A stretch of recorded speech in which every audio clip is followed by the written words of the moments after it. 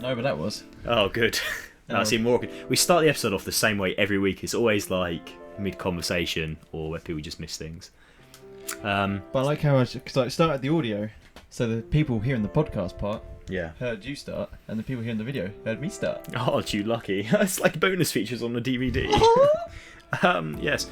So, welcome to Jet Fuel Express, episode 7, the Daily Meat podcast, number 1 on iTunes. We got your salamis, we got your pastrami's, got your pepperonis.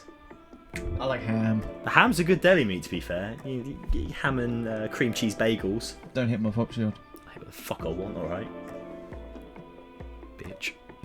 First and last ever episode 7 of Jet Fuel Express. This week. Well, actually, hang on. Who are you? I don't know. You do this every fucking week, and every week week I don't you fucking laugh. ask me. Do I laugh? No. Every week. You've got to imagine this is the first episode that anyone ever watches. Yeah. So if I keep repeating it, someone's going to keep laughing. No, because then when I say Callum, what if they think I'm referring to someone else? It might be. So you're Callum. Apparently. I'm Tom. Apparently. What have you been up to this week?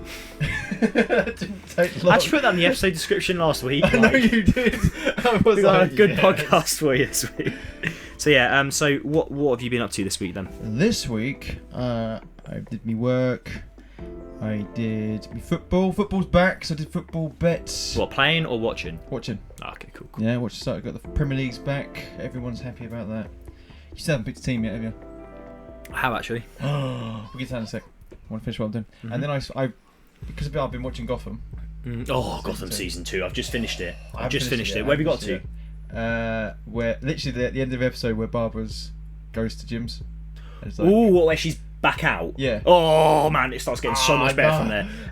But no, I was going to say, because... If I say Azrael, does that mean anything to you? Yes! I was like, when they were like Azrael, but there's a twist to that. Yeah, okay. Well, But I was like yeah. so happy. I was so happy. I'll get to it. But DC comic fans, watch Gotham season 2. Struggle through season 1. It's enjoyable. It's good. It's a setup. But it's just a bit, it's like Fellowship of the Ring. Yeah, like it's a setup, and It's then still good. season 2. Oh my god! Like my parents finished it before I did, and they're not even DC fans. And I'm a DC fan. There was so much in season 2 for people that read comic books, and so much for people who aren't. Like Firefly, Azrael, Mr. Freeze. Mr. fucking Freeze! And he looks 10 times awesome. But I was like, for people that don't sort of know the comic books, everyone knows who Mr. Freeze is. I still need to, like Are you from going to Batman say spoilers Forever. just in case? No, not really. It's too late. now. It's We've too late. Yeah, introduced half the characters in the film. the thing is, you can't. There's not a lot to spoil, like unless you're a really big DC fan. And to be honest, like you've probably seen Gotham season 2 already. But like, there's a bit. Do you know where his name's Victor Fries? And they're like, "How do you say your name?" And as they're walking out, and he's like, because he's like, "Oh, it's Mr. Freeze or something." It's like Mr. Freeze. Yeah. And he goes, "How do you say his name again?" It's like, "Oh, it's Fries." And I was like, God fucking damn, like, it's like verbatim, like in the comics. Like there's 2 panels that are exactly like that. It was fantastic. It's fantastic. It's made me go back and start reading all Batman again. I've just started reading Injustice again all the way through because Year 5's just finished.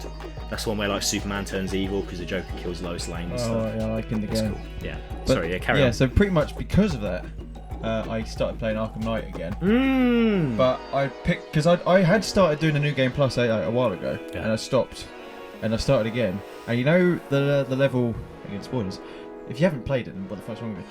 But you know where like you're facing Jason like as the Red Hood pretty much, and it's like that stealthy bit that takes forever. One try. No on way. New Game Plus, it took me try. fucking forever to I do. was so happy. And then after that, you know, we've got that massive battle outside GCPD and that you've got to take in the tank and you've got to take everything out. And it took me fucking like 11 tries. I was just like, well, we know what I'm good at, we know what I'm shit at. But I was just like, when I did the first try, I was just like, yes! It's like I am the Batman. I played through the Uncharted series, the trilogy on PS4 again, because I played the original 3 games, but I bought the trilogies, they were really cheap. Played through all on crushing difficulty, and it took me a little while longer, but like it was alright, like it's not like crazy. Uncharted 4, you can't play on crushing straight away, you have to play on the hardest, and then this crushing gets unlocked afterwards. I can't get through this one stealth part. Like, I don't throw controllers, I don't get angry or anything. Like, that game, that stealth section, like, let's put it this way. You've got, do you know the controller's made of like 2 parts that are screwed together? I had to unscrew it because I bent the plastic inwards where I was squeezing the controller so hard because I was that annoyed. There's a little black mark on that. What, where you threw your controller? Well, I didn't throw it, I just hit it while holding it. Oh god, you used it as a fucking mallet. Yeah. The controller stopped. I was like, oh no. So it's back. It's fine now. So apart from football, apart from work, apart from Gotham, Arkham, yeah, apart from Gotham, what else are you up to? We'll have to catch up, you know. Yeah, we do have. Not a lot really. I voted on the Labour leadership election. Literally just before we Literally started recording. Just now, yeah. Because you're gonna do it. Well, I can't do it. I can't do it. I can't. I'm an underpaying donor, so they don't elect me, even though the courts originally ruled that it was completely against the democratic process, and we talked about democracy last week. So kind of I understand. Like, I understand why. I completely understand. And to be honest, like, either way I voted, it wouldn't be a person I'd want in charge anyway. No. So, doesn't really matter for you. It doesn't really matter to me. Well, it matters, but it doesn't, like, either way I voted, it would be a wasted vote. So, like, I don't identify with either just like your of the general leaders. election vote, yeah. Yeah, pretty much, except this wouldn't be a protest vote, even though my general election thing wasn't a protest vote, it was a strategic vote. I couldn't strategically vote when literally 100% of the options are against my belief set. Get a progress leader in. Come on. I voted for Jezza. So, what about you? What have you been doing? A lot. I've actually been busy this week. So I went back up to Lincoln for a spontaneous night out. A really good friend of mine, Joe, who actually listens. I found out Joe listens to this show as well as Benj. And we went to stay at Benj's house, back up in Lincoln, so back in El Bizzle in my hometown. Well, now it's my home, I guess. We went out for a night, got absolutely wasted. This girl who was trying to make her boyfriend jealous, like, was trying to sort of, like, get with me, and it was really awkward because she was looking around, like, waiting for her boyfriend to watch before she was, like, fucking about with me and stuff. So yeah, I stayed well clear of that. Best part of the night, big up Top Cappy, best kebab place in the UK. We went and got a chicken sheesh wrap with loads of salad, loads of grilled chicken, and then loads of sweet chili sauce. That was fantastic. Had a really good workout with Joe. Showed me a new few things, good circuits and that to work on. And he talks about the gym again. Yep, talks about gym. The insecurities coming out. But yeah, I went to the gym as well. Just, you know. Yeah, that's good shit. Good shit. And then what else have I been up to? Bought Uncharted 4 and Trial Fusions. I've been playing them. We went to see Suicide Squad, which is one of the topics that we're going to be talking about. That was my laptop. I've just put it on silent. I thought it was mine. I was like, damn! No! And then, what else have I been up to? That's pretty much it, really. Saw a few Lincoln friends. Hi, Dan. Hi, Jake. What about your Tinder stuff? Oh, you want to talk about Tinder? I'll go into that a bit. So, I reached 100 matches on Tinder. Biggest achievement in my entire life. Yeah, he never sees any of them. No, I had one date, like I explained before, and I will never ever meet someone on Tinder again. One of your confidants, shall we say? Yeah. Messaged me about this. Oh, who? Jake. Oh my god, no way! And he sent me screenshots of the group chat. Oh my god! And this was about that girl you said about. Which one? The one that invited you up to. Oh right, yeah. So he sent me the screenshots. So did he set me up? He's got to set you up. What the fuck? I like it, but what the fuck? He was just like, please harass Tom about his fear of women in episode 7. What did I do? What did I put on there? Right, so because they're like you. So just to explain the context, so we have a group chat, so a load of us that work together. So I have to face my past comments now. This is like my political career in 20 years' time when they see all the Facebook posts I've made. I did not have sexual relations with that Tinder woman. Yeah. We have a group chat where all of us who work together and went to uni together and that like chat, and we post screenshots of Tinder and all that kind of stuff whenever we think it's funny. So, because from what I remember, it looks like they were like, you got to go for it. Yeah, basically they were like I was. Yeah, Callum. This girl on Tinder said she was quite cute. She said to me, "Hey," she compared me to a saber-toothed tiger from Ice Age.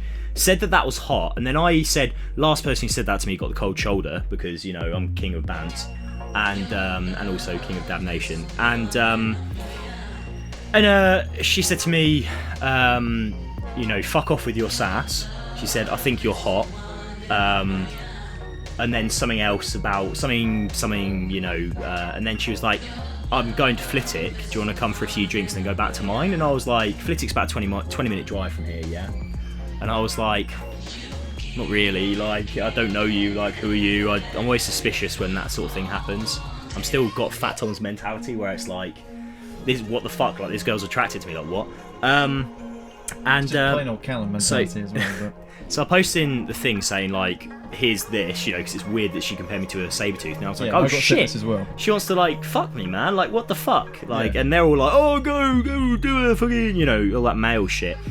And then they were like, get your parents to drop you off or something like that. So I replied saying, in, like, quotation marks, Dad, please drop me off so I can maybe bang this girl I'm not attracted to. That's what someone put. Who put that? That was me. And then they put, you need to get laid, man, Jesus fuck. And I was like, fantastic. And then James put anything for the bang. And then Steve put, with a chin like hers, I'd give it a miss. Steve's my friend that's in his 50s. The thing is though, like, I'm not gonna lie, when I was going through one of my little rejection sprees, she came up. Oh, like, did she? But it was like spontaneous, like I saw the face, but no. And like, oh yeah, but shit, I recognise her. We've already discussed that you have unbelievably high standards. I really do. You really do have high standards. But it's good. It's good to have standards, man. Yeah. And then going down a little bit more. I'm not gonna put what James put. I put, if it was Lincoln and it wasn't that distance, I'd have no second thoughts taking the risk. It's just effort for no payoff. Because I'm thinking, like, fuck it, if it was in Lincoln, it's like a walk away. I'd meet for a couple of drinks and then maybe see what happens. But I'm not going to drive or get a train or something like that to Flitwick. I would have given you a lift. No, but mate, I'm not going to ring you and go, look, mate, this girl wants to have sexual relations with me. Can you drop me off in Flitwick so I can have a few drinks? No, that's fucking bench, man. Yeah. If it would be done. And then Jake put, what makes you think there's no payoff? Fucking hell, man. You do this every chance before it even takes place. God, that pixelation. Who says you've even something? It's like you're determined to be lonely and single forever. And I was like, hang on, there's more. Oh shit, there's more. There's more. Fantastic. So I was like, well, I don't really care. Like, this is a problem with me, Cam. Like I was saying to you earlier. So, you know, I'm very, very good at being confident and talking to people and all that, and then whatever gender. But then the problem for me is the conversion from that conversation to where it's like, hey, there's such thing as nakedness, and we should do that together. Like, the transition there. Some nights, I'm fine with that. Like, it's cool. If I know the person, even better. But some nights, it's like I'm a eunuch. And that was a eunuch night, okay? That's what I'm branding it, eunuch nights, where you just don't care. I was sat watching Gotham in bed. I was quite happy, man. And you see me, I just send fucking weird chat lines to people that are basically just jokes. Like, I asked someone what their opinion of the 2003 invasion of Iraq was, because that's my idea of a laugh. So I didn't know that was. Does that sound like the kind of man that would meet someone for sex? She unmatched me. She must have been a Corbynite. Damn. She must have been a Corbynite. She couldn't be in a Blairite. And then, to be fair, Sean had my back then. Sean, my good friend Sean, big up Sean, bless up. He put, if I was single, even if I'd never gone out with Holly, who he met through Tinder, quite interestingly, I still wouldn't bang said girl. I don't like the idea of meeting anyone that forthcoming. Exactly my opinion. Like, I'm instantly suspicious of any girl who would message me and say, hey look, you're really hot, let's have sex. It's like, why? Like, you don't know me. Like, literally, you don't know me. Like, why would you say that? Like, aesthetically, sure, you could be attracted. Don't know why, but you would, you know. But then, like, it's always that thing where you turn up and it's just kind of like, I don't know. What if she was like going to stab me to death and like fucking like, well, she's a cannibal. You're going to stab me to death and eat me and put my blood in the paint can and spray on a wall. You know? You're not really meaty, are you? You're just sort of muscle. Yeah, but you can't chew muscle. Oh yes, but bristly. That's what I mean. But hey, there's still a little bit of fat around there, so she could cook me up and. Fat Tom gets she makes some Tom candles. 4 candles. And then what did he say? Oh yeah. And then Jake was like all going alpha and he was like, just meet her and fuck her and split her in half and all this kind of shit. And then my response to that was, and because Jake, you tried to fucking set me up, I'm going to set you up right now. I said, exactly, Sean. And I put, and Jake, last time we were in Starbucks and the guy started talking to us, you hid. So don't you get all alpha on me. You know. Right. Jake's a great guy, really nice. Yeah, shout out. Shout out, Jake. Yeah, awesome. Thank you for that. Like, well, not thanks, fuck you, but thanks for that was pretty cool. But basically, we were in Starbucks, and this is a good story. This northern, I can understand why Jake hid, to be honest. This northern guy comes up, and I'm just standing in the Starbucks. I'll talk to fucking anyone, you know that. I'll just talk to random people. It's quite annoying. And this big northern bloke just comes up next to me. He's just like, "Oh, what are you drinking?" And I'm like, "Oh, just skinny latte, you know, blah blah." I said, "What are you drinking?" He said, "Oh, a black coffee." And he was like, a bit really northern. He's like, "Oh, black coffee, oh," you know, like. And he's like, and then he starts going into this like conspiracy theory about like how this thing came out about how Starbucks drinks all have like 26 26 spoonfuls of sugar and stuff in. Yeah. And I tried to explain to him, I was like, yeah, but that's only like their sugary drinks. Like you drink black coffee. He was telling me I drink black coffee, and I was like, well, unless you put sugar in the black coffee, it's just black coffee. He's like, no, they put 26 spoonfuls of sugar in it. And then I was like, oh, okay, why is that a problem? He said, oh, I'm diabetic, like heavily diabetic. And I was like, then why would you drink a Starbucks? Why are you drinking? Like, and then he said to me, yeah, but it's still alright. Every Saturday I go to Skegness. He said, oh, go Skeggy, which is Skegness. And he's like, and he said, always get an ice cream like every week. And I'm like, what the fuck? It was a good conversation. I don't blame Jake. I would have hit as well. He was a really loud, like aggressive guy. As well. I thought he was a nice bloke. He just wanted a chat, man. You can tell he's a little bit lonely. He just wanted someone to talk to. But we had a chat, and yeah, Jake was like off in the corner. And then afterwards, he said to me, he said, like, what the fuck? Why did you talk to that guy? Yeah. I was like, I would have been exactly he's just a guy, like, you know. But then it's the same with girls. Like, how I met the last girl I was dating, she was in the library opposite me, and I ran out of paper. And basically, I was writing down, this is my dissertation research, so I was writing down all these ISBN numbers on, geodecimal numbers on my hand. And I ran out of space in my hand, so I had to roll my sleeves up and started writing them on my arm, because I'm just the kind of person I don't give a fuck.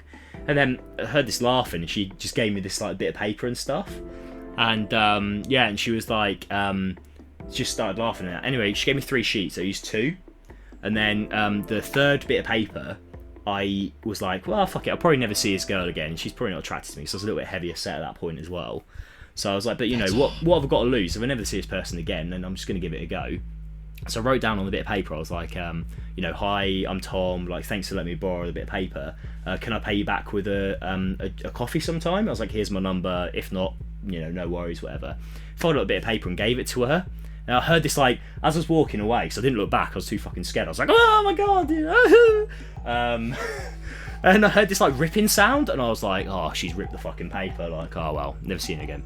Got in a car with my mates, and we're on our way to the... Skiggy! No, yeah, no, even more northern. We're on our way to the nearest... we're on our way to nearest Weatherspoons to get a curry club, yeah. And I'm in the car, and I just get this text just random number. It's like, I can't believe you've done this. Like, this is the cheesiest thing that's ever happened to me. And I was like, yeah, but you sent me a text, didn't you? Like, that kind of thing. It worked. Met, had coffee, liked each other. Didn't work out, sadly, but, you know, that happens. But, you know, I don't give a fuck. Like, I'll talk to anyone. Like, literally anyone. Probably not always a good thing, but most of the time, you never know who someone's going to be. Like a serial killer. What? Frosties. Tony the Top. Oh, fucking hell. Last bit of what I've been up to. So, back for a sec. Talking about Tinder, I was on Tinder last night, sending people jokes, as I do. Well, like pictures of your penis? No. You can't send pictures on Tinder anymore, Callum. Yeah. No. Damn. I didn't even know you could send it in the first place. That's why everyone lists their Snapchats, mate. Everyone lists their Snapchats. Oh. Yeah, so I was on Tinder, and I reached my 100th match, and I was like, I'm going to celebrate. So all these people I don't normally talk to, I thought, I'm going to send them... I'm going to be as weird as I fucking can. Even more weird than normal. So I sent out messages to some, and there was this girl that's a swimming instructor, and I made some sort of like really weird like joke about drowning or something, and she was like talking about it, and then, but she didn't understand that I was joking or being facetious. Like the whole time she thought I was being deadly serious. So, you know, fucking sarcastic and shit. And I said to her about, do they still give out those Frosties badges? Do you remember when you used to swim when you were younger? Yeah, you used to stitch them to your towel, and it made you feel good about yourself. You can go home and your parents are beating you, and you could still look at the mirror. Basically, I I said to her, like, do they still get Frosty's badges? She said, no, not anymore. They're like something else. I said, how do I know that my swimming's worth anything anymore then? Like, all my swimming lessons are worthless. I can't swim. And she put, oh, they're only used to measure distance. Like, what's your problem? And I was like, I'm fucking joking. So I made like some other joke. And she said, but it's only used to measure distance, ... So she chatted shit about Tony the Tiger. I said, Tony the Tiger is going to be so fucking disappointing. She put again, they're only used to measure distances. So that's when I put about the Iraq invasion 2003. So I thought, this is fucking going nowhere. And then she unmatched me. And then I sent this girl from Cambridge University, University of Cambridge, and I sent her a line, and it was like, she had a tennis ball and a cocktail glass in her bio. So I said, is that a tennis ball? Is that a tennis ball, or are you just a massive fan of the scene from the hit 1997 movie Flubber, where he morphs into a tennis ball? I still haven't received a response. That was A-game material. She probably died from laughter. A-game material. She probably died from laughter. Like, she's from Cambridge University. She's probably like, who the fuck is this troglodyte? I'm going to go back and play whiff-waff and doggy polo. I'm going to drink the blood of Christ. But yeah, that's what I've been up to. I want to know what doggy polo is. My week's been eventful. I don't know what doggy polo is. Something involves a flubber from 1997. It's like normal polo, but we play it by hitting dogs. You hit the dog's paws in flubber, so just like bouncing everywhere, and you sit on top of the dog, so they're bouncing, you're fucking like hitting the polo ball with a giant mallet. Oh, did you see the Japanese Prime Minister came out at the end of the Rio... Was it dressed as Mario? It was dressed as Mario, yeah. There's a pretty cool discussion about how rich the heritage of the games are going to be. If you go on pure pop culture alone, like their video game history, let alone their rich sort of ancient history of samurai and... Oh no, it'll be a really cool event. It's going to be amazing. Do you know their opening ceremony? They're doing the most expensive fireworks display ever done, right? They're ballooning all of these like balls that are like fireworks, but they're like solid rock things, basically made of like gunpowder and various chemicals. They're floating them up into the stratosphere.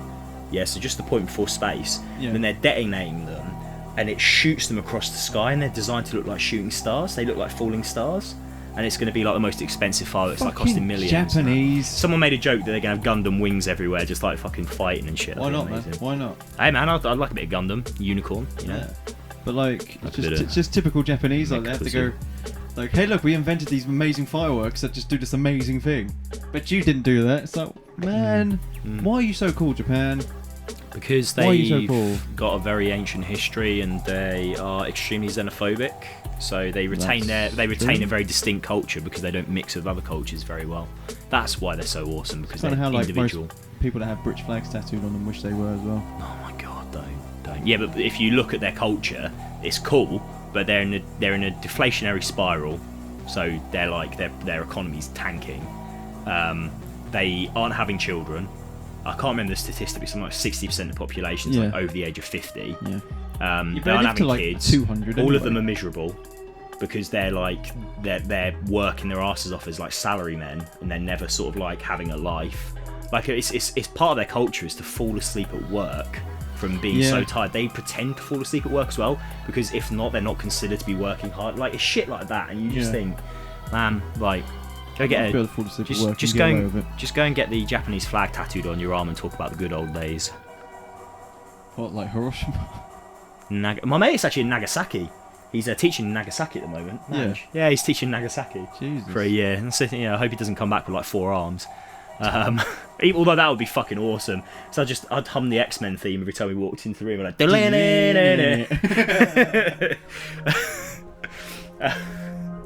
yeah, sorry. Right. Talking of superheroes. So, what else did we get up to recently?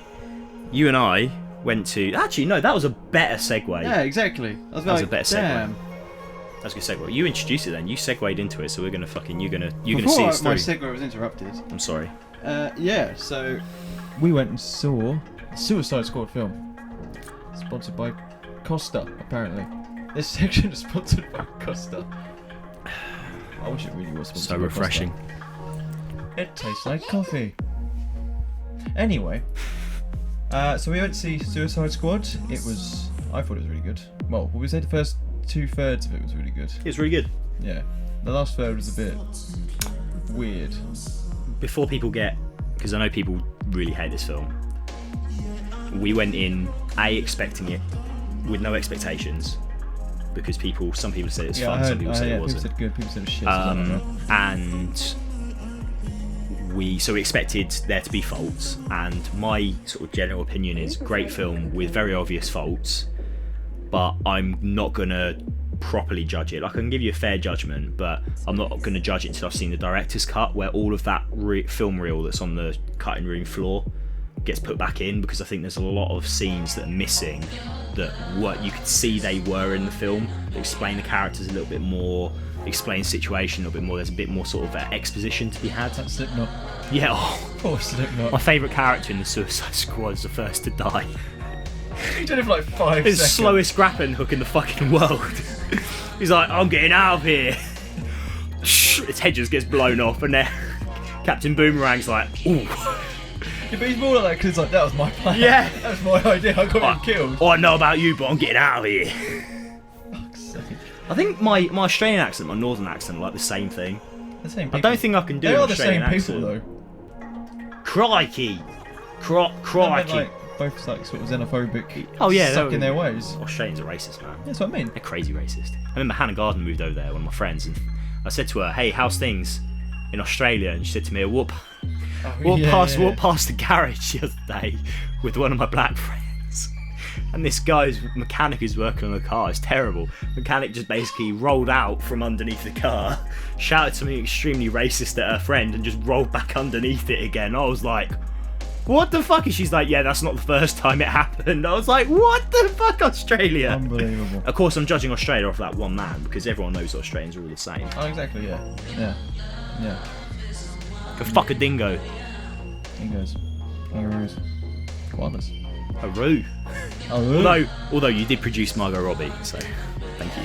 Thank you for that. Thank you. Speaking of Margot Robbie... Because I was trying to think, like, I was going to say something, and it was Margot Robbie. Oh my god. Right, let's take her attractiveness out of it. As an actress, she nailed Harley Quinn. Best part of that film easily. That was the film.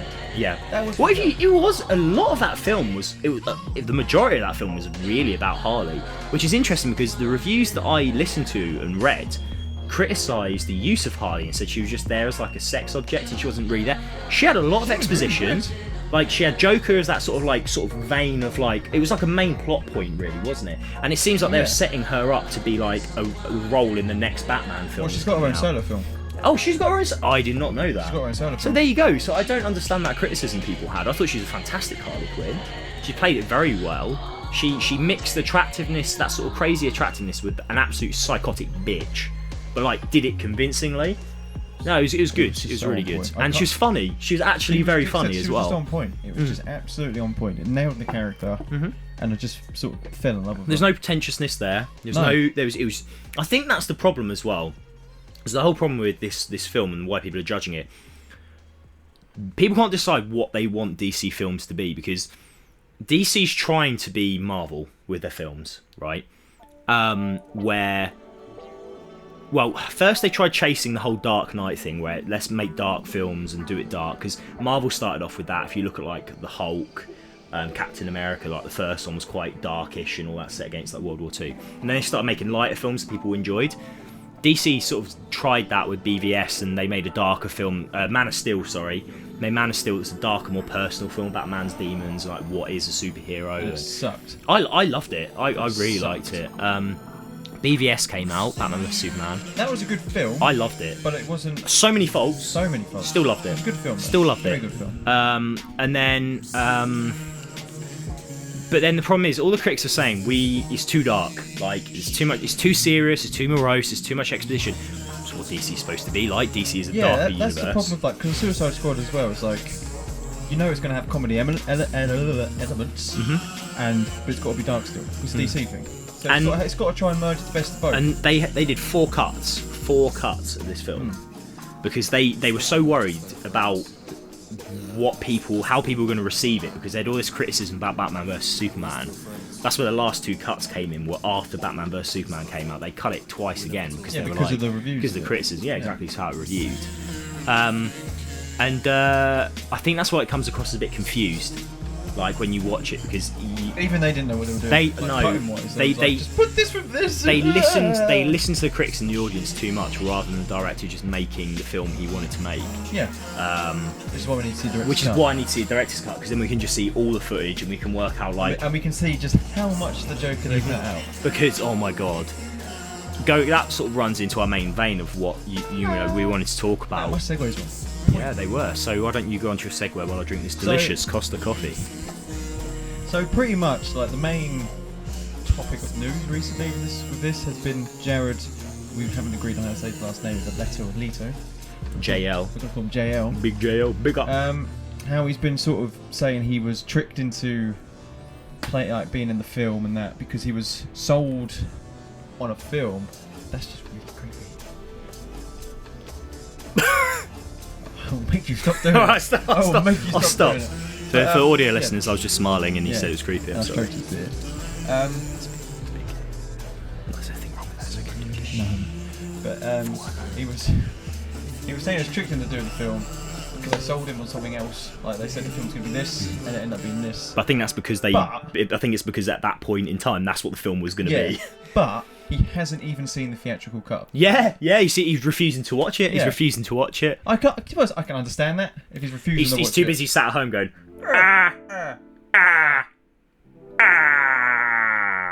And that's the weirdest part of him for me. There was I don't know if it's a fan theory or like someone said why he does that. Why is that? Because when he fought Batman, Batman knocked his teeth out. Yeah, that's why he's got a grill, apparently. That's why he fought because before that he thought it was like the most beautiful thing going. Yeah. So like that's why he's got the damage tattoo as well. And that's why he got the tattoo of the thing and like the smile on his hand. So I think someone just didn't know how to write a good Joker character. No. The only good part of Jared JL's Joker in that film was there's a scene where he's lying in a circle made of knives. That was good. And he's like sort of tearing at his head and all this kind of stuff and like. See, when he does the slow laugh there. Yeah, that worked because it was like he's supposed to show his tortured sort of mentality and like that's the scene they should have had at the start to show like. He's not a gangster because he comes across too much as a gangster. He's a gangster. He's a Joker that's there to get rich rather than just being chaotic. If they'd have shown that at the start, where it's him like sort of like tearing at his hair and sort of like moving his hands around, he looks tortured and like fucked up, and like that's how they should have led in with the Joker because then you have that in your mind straight away. This Joker is fucked up, but he just happens to be, a bit more not sober, but a bit more awake for the rest of the film. Like he has a goal and he knows what he's doing. He's trying to get Harley back. Instead, it's like this weird thing where you got gangster Joker in one scene, gangster Joker in another scene, Joker making plans, which he doesn't do. Joker doesn't make plans like that. He just sort of does whatever he thinks is funny. You could say it's like a dog chasing cars. Yeah. Oh god, Jesus Christ.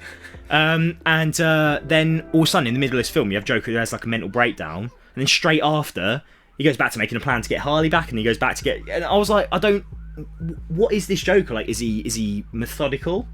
Is he a maniac? Is he just fucked up and a bit misunderstood, or what? Like, I think what the writer's done is they've gone right. The Joker's a mad character, so he needs to have all these different facets to him.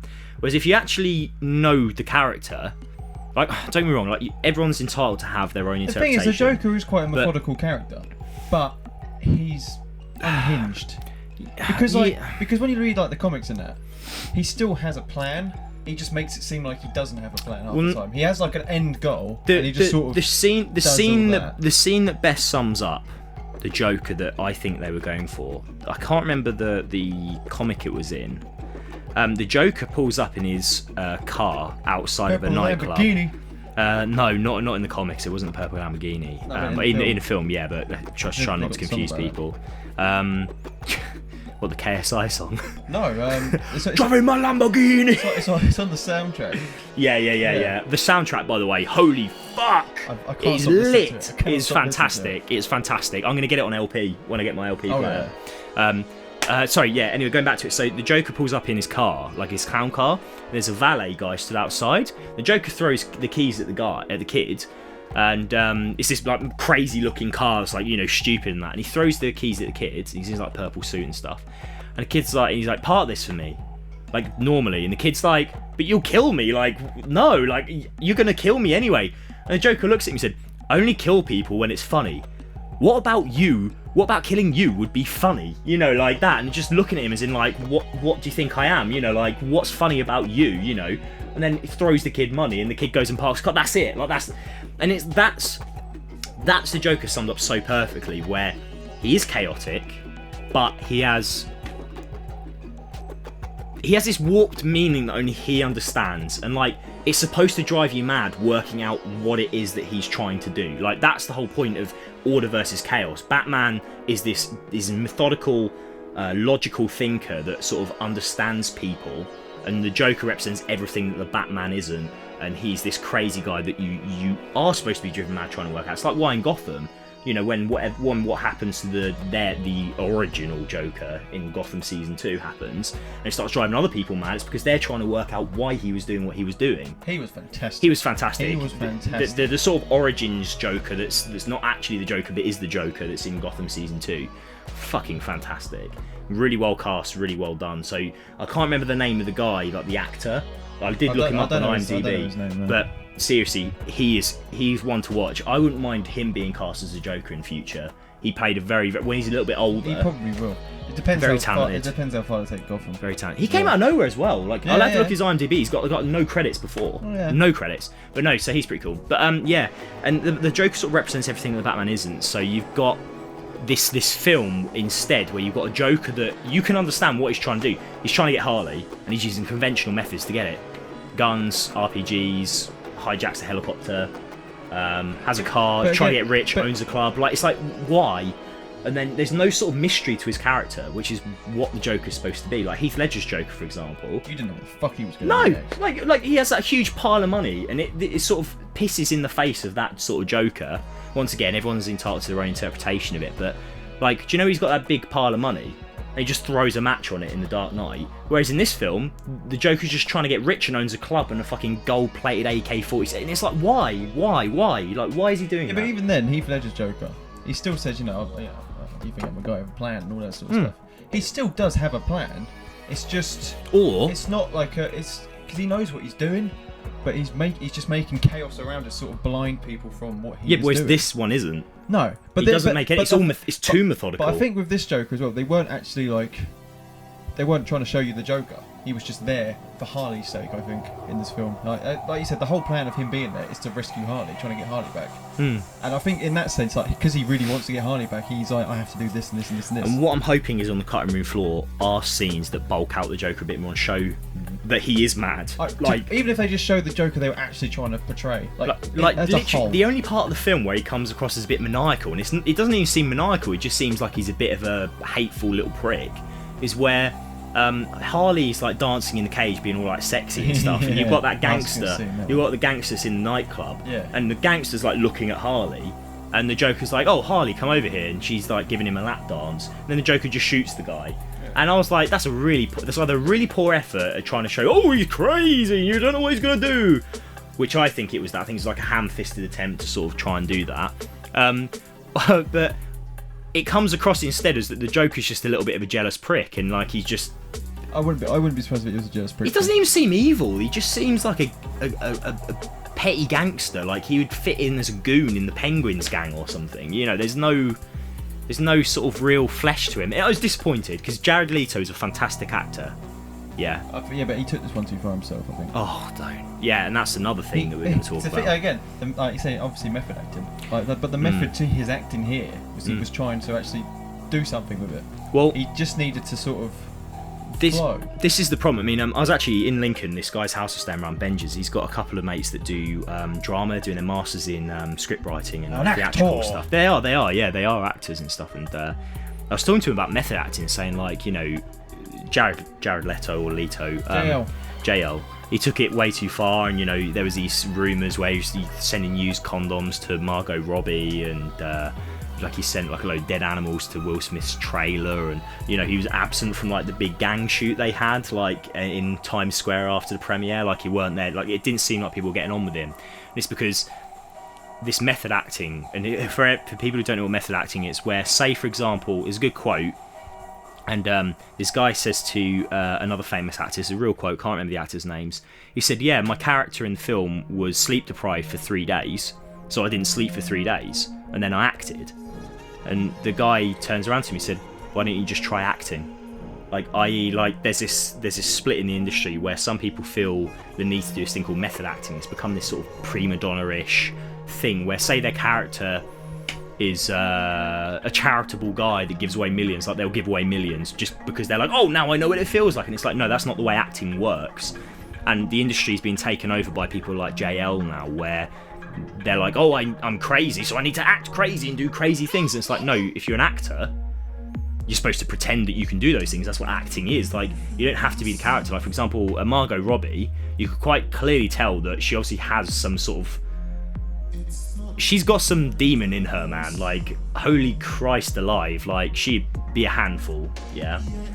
In more ways than one, yeah? In more ways than one. But no, she'd be a handful to deal with in a good way and a bad way. She's clearly got a little bit of that Harley mentality in her, but you could tell you couldn't tell she was acting, but like, she felt like the character, and she wasn't like that off camera. Like, she was just herself. But then when it came to acting, guess what? She can flick a switch and act like actors are supposed to. And it's just, you know, what do you think? People are saying it's ruining the industry now because you have all these people that think that they're, you know, like Heath Ledger, for example. He's a very famous method actor, and it ended up, like, you know, leading to further mental health issues for him. What do you think? The thing is, I think it's good because, again, it does get, like with Heath Ledger, it just got some Oscar-winning performances. But I will stroke your beard again. But some people just take it too far. Like JL took it too far. What is too far though? You're just sending people dead fucking rats, and like that's stupid. But then the question I'm trying to ask is, like, why do you think it's too far? Like, why is it ruining the industry? Like, what is your opinion on it? Because when you're on set, everyone should be like, you know, okay with each other. They should be, you know, able to go for a drink afterwards. No one wants to go with a drink who sent them a fucking dead rat. And that's the whole point. And I think that's where I was trying to get to with you, because the whole point is the Suicide Squad are a squad. Yeah, but Joker's not part of the Suicide Squad. No. I can understand if he was trying to cause a divide by doing that. And that's what I was going to say. But it was like... That's part of the method acting. But it's a bit like, mate, no one's going to want to be with you after this. No, but does he care? Probably not. He cashed in, got his check, left, said he's never going to play the Joker again. Well, again, there's a possible hint of a recast. That's what it says. They might end up recasting him. I hope they do. It's a shame. Like, I'm really hoping that he was going to be a little bit better. What I think they should do, this Joker should just like disappear, or they write him out somehow and then bring in, like they hinted at in Batman vs Superman, Jason Todd's Joker, like the Killing Joke inspired one. Like, because everyone was like, when it had "Jokes on You, Batman" written on Jason Todd's like Robin armor, and everyone was like, oh my god, the Joker's young, it's going to be like Jason Todd's Joker, and it's going to be really cool and fucked up because Batman's got this weird relationship with him. And then it's like, no, it's just the Joker. It'd been cool if it was like the Batman killed the Joker. That's what took him over the line and why he started killing people in Batman vs Superman. Just like in Injustice with Superman, he kills one person and suddenly lines blurred, and Batman's sort of like, you know, no. Instead it'd be the other way around. It's like Batman started killing people and he killed the Joker, and that's why he's so bitter and weird, because Jason Todd's dead and he killed the Joker, so he's got like nothing left, if you know what I mean. Yeah. But instead they gave us this really sort of piss poor excuse. It's like, oh no, Joker's just a guy, Lamborghini, owns a club, and Batman really doesn't like him. And, they don't even interact. That's the thing. I thought was really weird. Like, you have that scene, don't you, where Batman's on top of the Lamborghini, like fucking punching a hole in it, and Harley shoots at him. Yeah, so then, you're running date night.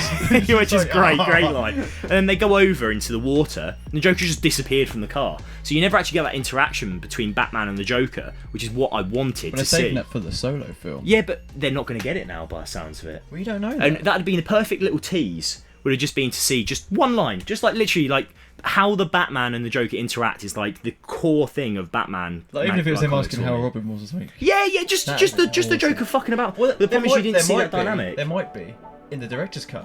I don't think so. I think that would have been in the film, because that would have been a big moment to sort of be like, ooh, the movie executives would have loved it. They'd be like, oh, wait for the Batfleck film that's coming. By the way, I think that is going to be the thing that saves the DC universe. The Batman film. The Ben Affleck written and directed Batman film. That's going to be amazing. Again, it depends what villains they get in it as well.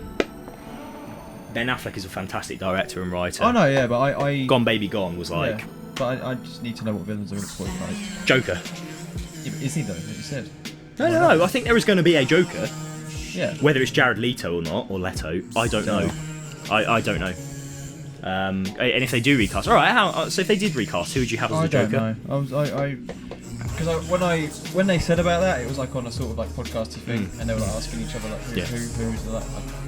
I'd have a Tupac Shakir's hologram playing the Joker. You imagine that shit? No. Margot Robbie being forced to like make out with a hologram. She's like, Ben Affleck, really? Do it. He's like, just sat there like with his clipboard, like director's pen, action. like. I said action. He's like, I'm an artist. You would do this. Tupac just like. He's still wearing his Batman mask. Batman acting. Oh. Well, can you imagine that though? Because say there's a scene with him in. Yeah, like I don't know how a movie set works too well. Like I've only talked to my mate James, who's like a director, amateur director. Even though his quality's fantastic, but obviously amateur because he's not a professional. You know, to have like him directing a scene with himself and the other characters, he's gonna be giving directions to all the actors and actresses dressed as Batman. Like, so we go up to him and he's stand over there, get in the corner. Imagine if he was a method actor as well. I'm an actor. Grappling hooking everywhere, just like over at the buffet table, just shouting, where are they? What? The donuts? Where are they? Where are the duck rolls? I said 5 guys. Oh, mate. Hazelnut latte. Man, it'd be great. But I'm really looking forward to that. What's the next DC film that's actually coming out? Justice League. Well, Wonder Woman, I think. Yeah. Do you see though? Do you see that it was originally going to be a 2-part thing? The Justice League is Wonder Woman. You're right, it's Wonder Woman. Yeah. And then Justice League. Do you see that they were saying about how originally Justice League was going to be 2 parts, like the Avengers Infinity War film, and instead they're splitting into 2 films, like completely read out separate things. And the same with the Avengers Infinity War. It's going to be Infinity War 1 and Infinity War 2. I know that one. One in 2019 and one in 2021 or 2022 or something. Now it's 2 completely separate films. Two Justice Avengers League film films. looks like it might be a bit of a laugh. It looks. Do you know why? Because they started writing this while Batman vs Superman was sort of being polished up and but when all the test screenings were going on and stuff, so I think they've been able to adapt it a little bit better because you can't polish a turd. Not that the film was turd, but if people don't like it, then you can only do so much to it because that's what you've got to work with. But I'm just looking forward to seeing what they do with the characters. Like, I mean, they spent so long now giving them exposition, their own films, and trying to build them up, and it's something I'm a little bit worried about actually. The Marvel ones were natural because they had the Captain America film that came out, and then they had Iron Man 2, Thor. All of that was organically done. They were done as their standalone films. They were completely standalone films, and then they went, right, we're doing an Avengers film. So the Iron Man 2 and Hulk, the Incredible Hulk, and all that all needs to start sort of. Don't ham-fist it. Just like at the end of Iron Man 2, was it? No, at the end of the Incredible Hulk.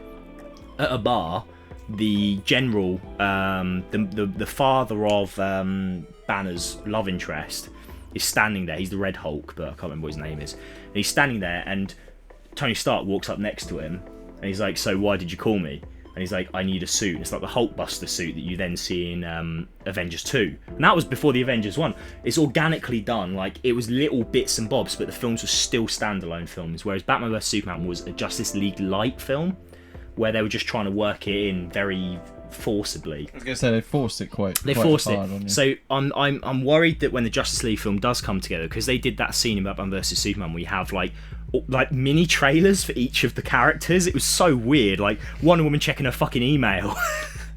Hey, you gotta check this out.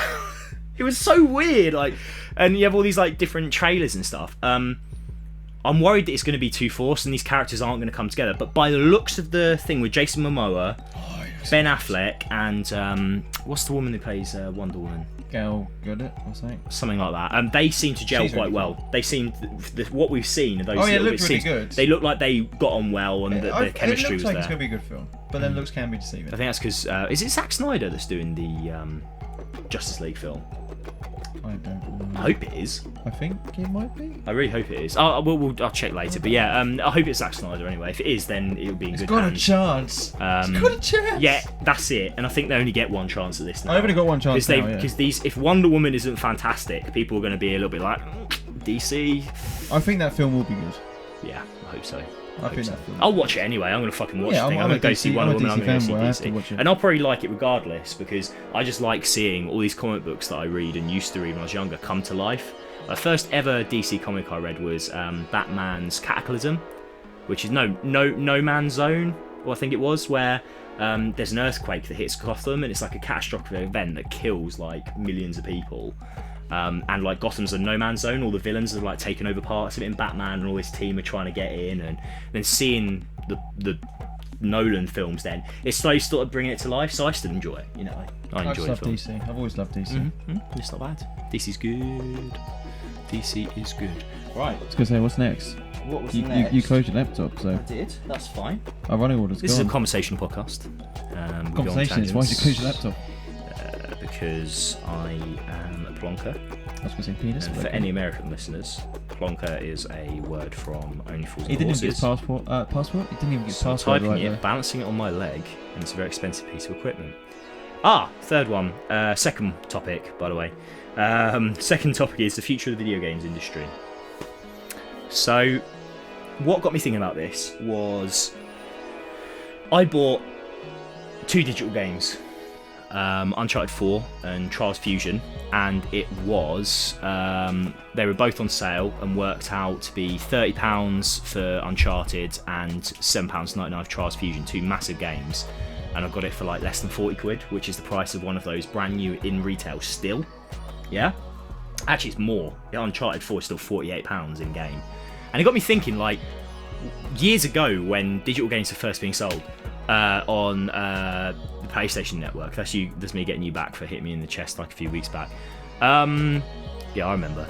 And it got me thinking that the dynamics of the industry are changing rapidly. Like, you've got now the PS4 and the Xbox One's out with much bigger hard drive space. They seem to be encouraging these digital purchases more and more. You've got games that have day one patches now as standard that are like normally the size of the fucking game as a patch.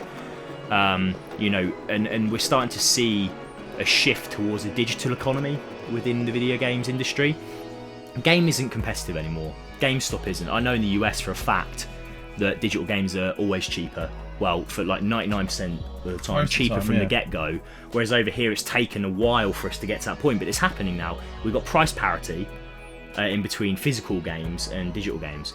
Now, what I wanted to ask you is what you think the industry will look like, whether there's going to be another console generation, and, you know, whether you think it's going to be an all-digital industry from now on. My take, without going into it because I want to hear your views before I say mine, is I think in about 10 years' time, we won't have...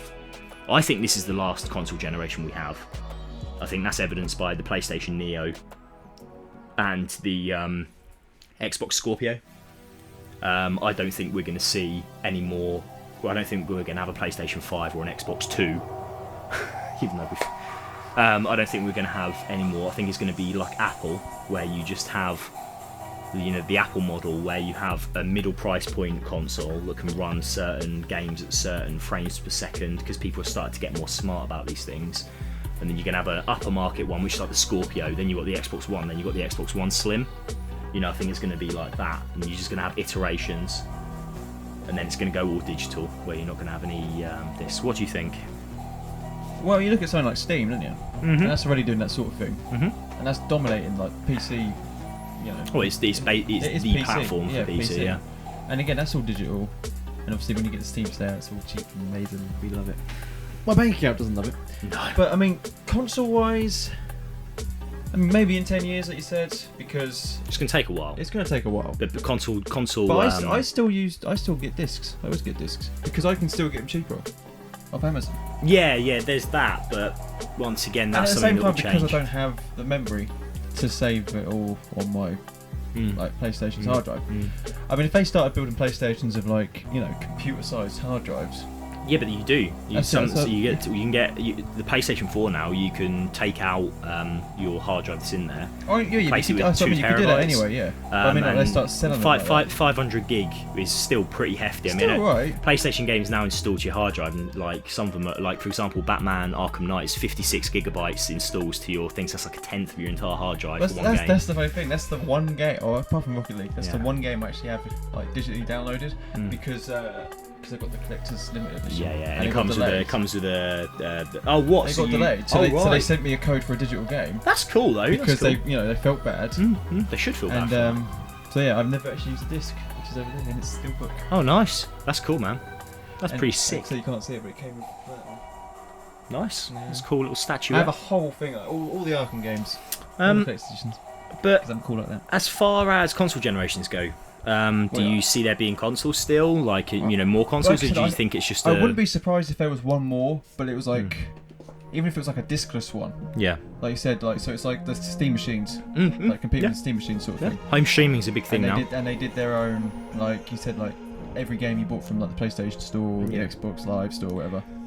Well, and they had their own like libraries, like you said, like so it's the Steam library, but it's like PlayStation library, Xbox library. We saw years ago when I used to run the Pad Network, which is a site I made from scratch and that, where Callum used to write for it as well. Remember that? And we went along to events. We went to EGX even, which is the British version of E3. It was during school, that's why we skipped school to do it. It was on a school day. I feel like I was doing something else. You probably were away or something then. Yeah, I might have been. I think I might have been. It was when we were in like college, so like it was kind of. College? It was sixth form. Sixth form. Yeah, I'm trying to say for people. A lot of people, you'd be surprised. I've said sixth form to so many people up north, and they're like, "What? Like, what's sixth form?" So, it's just college is easier to say because that's what it is. It's just a college attached to a school is what sixth form is. But it's better. And anyway, so sixth form, college, whatever. So the lessons weren't mandatory, and we went to EGX, and EGX was sponsored at the time by OnLive, which was that massive. It was going to be a big thing where it was a game streaming service. We had a little Android-powered box. You connected your TV with HDMI port, and all the processing of the game and rendering was done off-site, and then beamed back to you like a Netflix video. And you're interacting with it, and it sends that signal back to the server, and that's how you play the game. So you don't actually need any hardware. Now, the problem was at that time, and still kind of ish now, the bandwidth wasn't there for that platform. But then Sony bought I can't remember if it was OnLive or something else they bought. There was like a few platforms doing it. We saw it at the time and it seemed to work alright. There's a lot of input lag and it wasn't good for like shooters and stuff. It was good for like adventure games and RPGs, that's fine. But the business went under and Sony bought it or bought their competitor, and that's what they used PlayStation Now for, which is a thing that's still going now. And it's where you stream games, and I think we're starting to see speeds of like 200 megabits per second in houses, like as a common thing. Like my parents, who don't only use it for Netflix really, have got like 70 megabits per second. I can download things like that now, and that's my parents' place, and they pay like nothing. They pay like the minimum package, and they get like really good internet speeds. So we're starting to see the infrastructure catch up, and I think that's when. So I think streaming could be a thing where you do have something like a Steam box, where it's a really underpowered, cheap console. You pay a subscription service, and you get access to a library of games like Netflix that changes every month. That'd be pretty cool. And then you have the option to like buy them. So then I think you can keep them. You can keep them. Yeah. I mean, there could be the option still for having disc copies, but I don't see that. I think next year, 10 years, we don't see discs on shelves. That's what I mean. Like I said, discs are starting up. NX, for example, the Nintendo NX, the new console project they're coming out on. Like for example, they're starting to use cartridges now. Well, that's the thing that they're going to be doing, moving back to cartridges and stuff, that lightweight things, and a lot of it will be done through downloads. It's just, although quite interestingly, more can be fit onto most cartridges than on discs, like tapes, for example, the old magnetic tapes. Oh yeah. You can fit like more data on there than on disc. It's really odd. It's just very flimsy though. That's the problem. They plus the tape decays, the magnetic tape and all that. Oh yeah, I know. Whereas cartridges, they're fine. Cartridges are fine, although they have an internal battery, so if you try and play any of your old Pokemon games, all your save games will be gone by now. Oh yeah, someone said about that. They have internal batteries that power the saves, and they're all dead by now. Yeah. People have modded their batteries. They've like jerry-rigged an external battery to it so they can keep their old saves. Weirdest little project. That's heartbreaking, man. I'll go back and Pokemon. Your Pikachu's dead. I didn't. Your Ho-Oh from Pokemon Gold's fucking dead. I had like, no, it wasn't that. Like, for my Pokemon Gold, I had 6 level 99 Dragonites. It was the best. Purely again, like when you played someone else, and like they'd fight 4 Pokemon in, they finally killed your Dragonite. Oh man, you killed my best Pokemon. Here comes another level 900. My sister had a friend called Louise, and I remember her cousin, who was like, I think he's like 5 years older than me at the time. This is when he still is now, though, yeah. Yeah. Could be dead. I don't know. I don't like to assume that he's alive still. So, where else was I going with that story? You fucking piece of shit. Now I can't remember what the story was. Yeah. So he was visiting, and he had like a Game Freak Game Shark cartridge, which used to be those things where you could like hack games.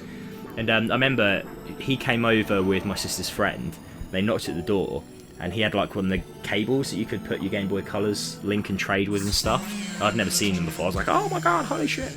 And he was like, yeah, I've got like 5 Mews. And I was like, you know, back then Mews were the things of legend. Like, it was like, you go to Cinnabar Island, swim up and down 27 times, and then praise Satan, and then go to the truck underneath Lieutenant Surge's gym, and then you'll be a Mew there. And it's like, no one actually knew how to get them. It was just that kid that lied and said he had like 8 fucking Mews. This guy actually had 5 fucking Mews. And he'd hacked them all through like Game Shark and stuff. But I didn't know that at the time. I was like, oh my god, he's got Mews. And he put a link cable in, sent me a Mew that was like level 99. And the problem was, at the time, I didn't have enough badges for the Mew to like listen to me. So this Mew I would just put up there, and I was like determined to fucking win all the time. And they always just used to like ignore me. I was like, this fucking Mew is like disobeying my orders all the fucking time. So yeah, it was useless. And I stopped playing the game before I got the last badge, like the first time round when I was younger. Yeah, and that Mew's dead now. It's only level 4 that I wasted the only fucking legendary I had in that game. I caught a Lugia once.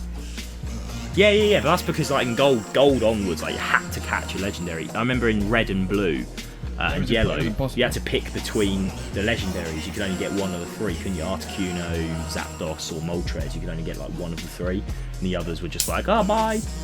I never caught any of those. No. You had to, because you go to the factory. I got. Oh no, yeah. There's one the power farm. No, I think I caught Moltres actually. I can't remember what that was. Was that in the volcano on Cinnabar Island or something? Cinnabon. It might have been. I don't know. That was ages ago. Yeah, man, it's good shit. Do you remember? Did you ever catch that glitch Pokemon? You had to talk to someone, and then you go up and down the right-hand side of Cinnabar Island. Glitch, and it was called Missing No, as in like missing number, and it was like a load of leftover data where like some of the Pokemon had been taken out. I don't know if I should call that. And then if you put it in a PC box and saved your game, it just fucked your entire save, and that was it. Like everything was gone. I used to tell people at school, oh yeah, catch Missing No and put it in your PC box. You get rare candies out your arse. They did it, and they're like, what the fuck? It's like, yeah, fuck you. You get for talking shit in the playground. Do things my way. Take them to Pound Town. I run this playground now. Go get my milk. Pokemon Mafia. Pokemon. What was the actual topic? We were talking about future video game industry. Can I have my water? Of course you can.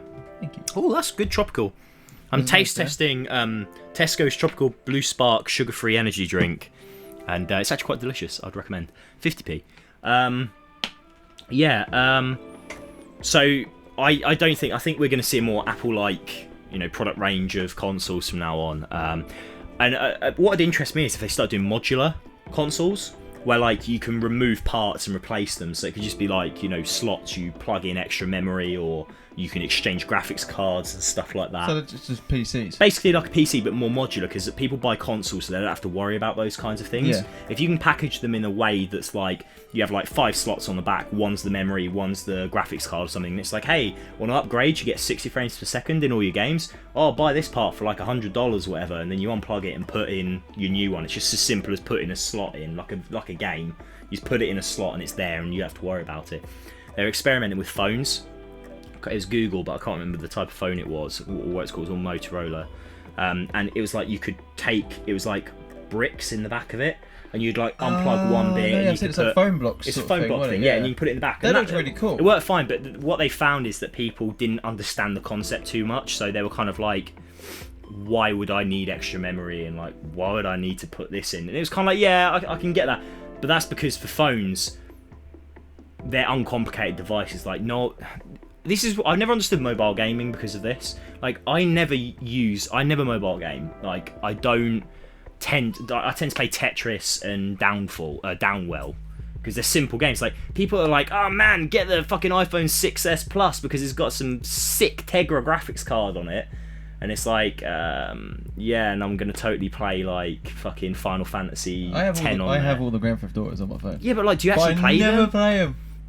And I think it's the same. Whereas a games console, like hell, if I could buy a console and then rather than having to spend another £400 fucking pounds, like 7 years after, they just started saying, hey, look, we're gonna start bringing out games that have the capacity to have higher graphic fidelity. So all you need to do is add a graphics slider and you say, hey, have you got the PS4 Neo or the PS4? And then you say, I've got PS4 Neo, and it goes, right, knock everything up. Looks nicer now, more polygons, better shaders, better lighting engine, all that, because you've got that part that you've put in. It's really, there's ways of doing it that people don't understand. But financially, would they want to do that? Yeah, of course they could. This is like EA. Well, no, that's publishers. You don't have to worry about publishers. Publishers are already developing because every game that's being published as of this October has to have a PS4 Neo mode and has to have a normal PS4 mode. So publishers are already on board. They're already doing it. No, but I'm saying stuff like, when they do like FIFA. Mm-hmm. Like every year they would say new FIFA. Yeah. When it would be simpler to just sort of have FIFA, like one universal FIFA game. And then you just buy teams. You buy you buy 2017's upgrade pack. I've always said that. Yeah. Yeah, but they're never going to do that because they make more money selling a brand new game, repackaging it and selling a brand new game. Because people will buy it. Yeah, but that's a video game though. That's something. Yeah, but why wouldn't they do it with consoles? Because you can't. Because you get like £400. Yeah, but the thing is, right? So manufacturing, you can get economies of scale. So you can produce parts. You can produce these parts. The more parts you produce, the less it will cost you overall. So it makes sense to do that kind of shit. Whereas you're building these consoles, you're selling them at a loss. If you can sell a graphics card to someone and say, hey look, this is going to fucking push your game to the next thing, you can sell them a new part every 2 years for $150, maybe produce it at a cost of $70, yeah? Whereas like, if you're producing the whole console, most of the consoles are sold at a loss because they're so expensive to produce, and you can't get economies of scale out of them because of how many parts there are and the labour-intensive nature of putting them together. Capital-intensive nature of putting them together. If you can produce these parts, you can sell them every 2 years, rather than every 4 years, and you can sell them higher than cost because they're only one part. They're not so labour-intensive because you just literally produce a new graphics card on a fucking conveyor belt. Whereas a console, you have to produce all the separate parts, source them from different companies, and put them together. This should only be tiny electrical components you're sourcing. You can buy them in bulk. It's just like business. Whereas video games, EA do it because consumers allow themselves to be screwed over that way. If people stop buying the new FIFA games, then they would stop producing them the way they do. There's no cost to them at all. They do it purely for profit. It's their cash cow games. People stop putting up with that, and it would be, but people do it because people are obsessed with football. Consoles are a different story. I need it. Consoles are more price elastic, so people are more likely to not buy a console. There's more competition out there, whereas FIFA is FIFA. No one buys PES really. But people can go and buy an Xbox over a PS4, and people do. People can buy a PC over a PS4, they do. Yeah, it's just one of those things. So that's my thing. I think we're going to see them becoming more like PCs in future. We already have seen. Well, yeah, I wouldn't be surprised because PCs getting more and more popular anyway. Yeah, they are. Because you can just upgrade little actually, bits. that's another thing about digitally. There's going to be some people that are going to be thinking, yeah, well, in America, in some places, people don't have a good internet connection, so they can't download or they have data caps. Guess what, motherfuckers? PC players exist all over the world. They are your neighbours. They download all of their games from Steam. They can do that. So can you on a console. And they got Google Fiber. I do. Even if you don't have Google Fiber, even if you're with like fucking AT&T, whoever the fuck it is that do. Who is it? Verizon that they all hate. Like, even if you have data caps, there are PC gamers out there that download all their fucking games. It is achievable. People that moan and say the infrastructure isn't there to download our games digitally and what we can do. They already do. People do that already, like all across the world. Like, I don't understand what this protest is. Like, it's exactly the same. PC, PS4. A PS4 and an Xbox One is just a PC that you can just so happen to buy games on disc. It's the same as a fucking PC, and guess what? People already download PC games. You can go digital if you want to, and it's cheaper for you. I bought Fallout 4 as a disc because it was cheaper. But it was on PC. Hey, I barely buy console games anymore. Like the Uncharted and Trials Fusion, I think the last game I bought on disc before that was Ratchet and Clank. And that's because it was cheaper on disc. On Amazon, it was like 20 quid. I know, mine was UFC. I was going to say mine might have been Batman, but mine was UFC too. It's just... I tend to buy digitally now. It's more of an impulse buy for me nowadays. And guess what? If it's like PS Store sale comes on, I'm like, oh, I'll check that out. And that's when I end up getting Uncharted and Charles Fusion. It's like, yeah, I've come into a little bit of money now, like, you know, through doing the old jobs and that. And hey, fuck it, like, I'll get that, because it's like 36 quid altogether for like 2 games that are brand new. Why wouldn't you get it digital? Why wouldn't you buy digital if it was a deeper discount? But hey, that's just my view. And speaking what do you think? And speaking leave of, a comment. And speaking of, like, comment, subscribe, share. Bye. Just drop the mic and fuck off. But speaking of UFC 2, yeah, UFC 202 happened Sunday morning for us. Saturday evening for Americans. How did you watch it, Tom? With that on, because he was piss poor drunk. Inebriated. Inebriated is a better word for it. I remember waking up to the results and thinking, this is a good day. I thought that as well.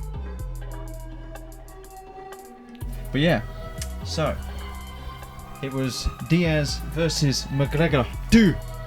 He's not Scottish. He's not Scottish, mate. He's Irish. But McGregor's such a Scottish name. It is. Ewan McGregor. Anyway. I'm letting you fly this solo, You by haven't the way. watched it. Yeah, but it's because how you staring at the camera. I can see this. It's very off-putting. I don't know who you're talking about. I'm blind. I'm not staring anyway. My guest today, Matt Murdoch. You ableist piece of shit. Avocado at law. Anyway, so you haven't watched it, did you, properly? I watched all the highlights and stuff. And Yeah. like, I know the results. Yeah.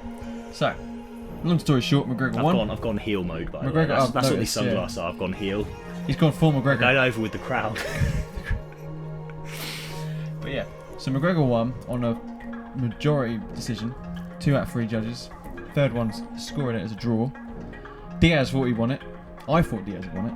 I'm a McGregor fan, and I thought Diaz had won it. Diaz was bleeding like a little bitch. But again, that's what he does. That's just what he does. They take the Diaz boys take a beating, and then they get into it when they get tired out. UFC 220, I'm going to make him bleed. I'm going to take him down. It's not, like I said, it's not hard to make him bleed. It's just hard to put him down. Thin-blooded pussy, I'm going to take him down. Is this your promo?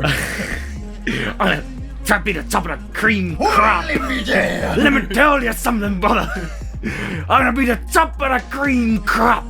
You mix Hogan and Macho Man in one. Now you just got to go like an Ultimate Warrior rant and you got the whole fucking thing. You're going to be Ric Flair. Woo!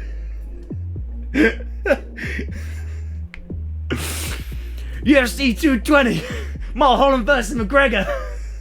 2 Irishmen going fucking pounding down naked on each other up and just going at each other with their fists. I'm making bleed. I really hope you're watching the video version of this right now, otherwise it's going to make no sense. It's so good.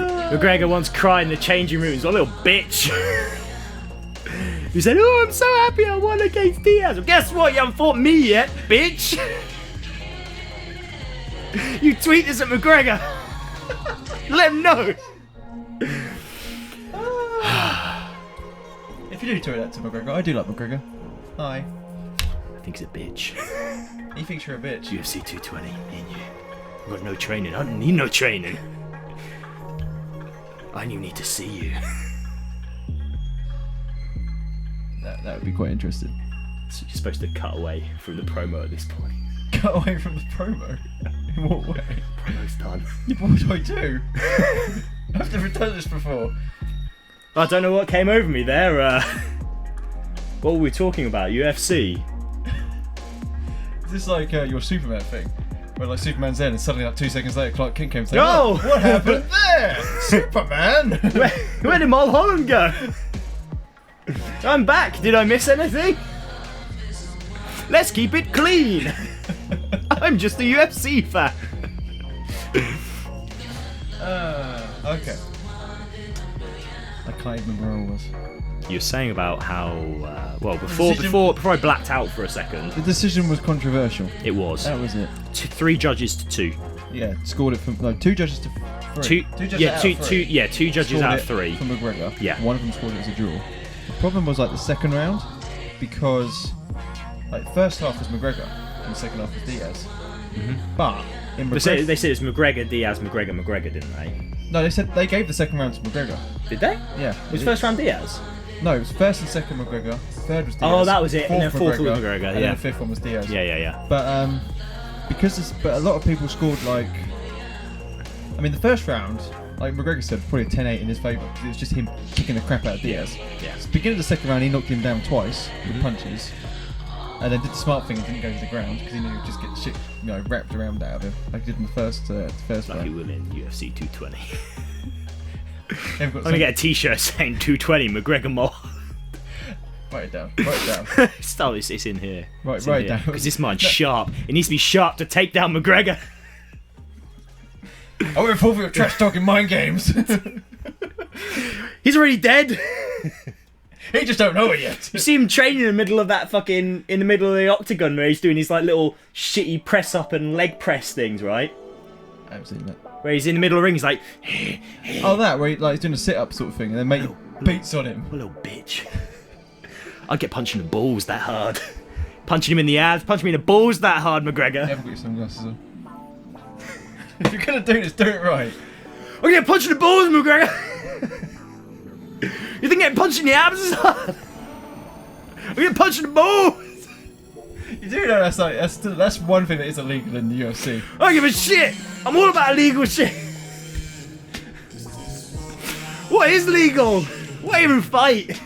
Fighting is all about dirty, alright? You don't fight clean. You're there to kill. I'll kill the judges too. Yeah, well, after you've killed McGregor, they still give him the fight. Sorry, what was that? So you still kill McGregor when you get the fight. I don't know what you're talking about. No. Anyway. So yeah, there was a lot of controversy in terms of the decision. I still thought Diaz won it when I watched it, but I do need to watch it again. You didn't really watch it, so don't really have much. Well, I didn't watch it live, but I know. You've seen the highlights. Yeah, I've seen the highlights of it. Did you watch the Johnson fight? Johnson Glover Teixeira. It lasted 13 seconds. What was it? Just one punch? What? It was literally just one punch. I did see from 202 there was like a 4-hit combo someone did, where it was like punch to the abdomen, punch to the head, kick to the head, and then that's another punch. Cerrone. That was insane. That was really good technical fighting. That was really Donald good. Cowboy Cerrone's like, mate. I've never seen him fight before. Now I'm very intrigued. He was very talented. One of the first fights I remember, so I watched him fight. I think it was Mars Jury, and like the kid just wasn't fighting back.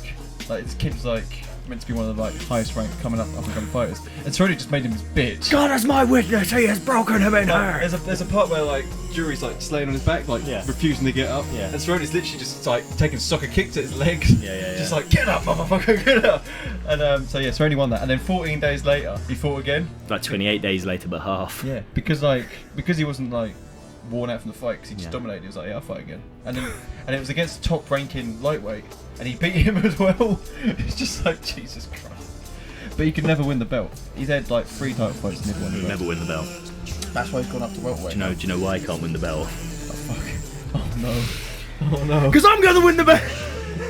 I will win every belt in the UFC.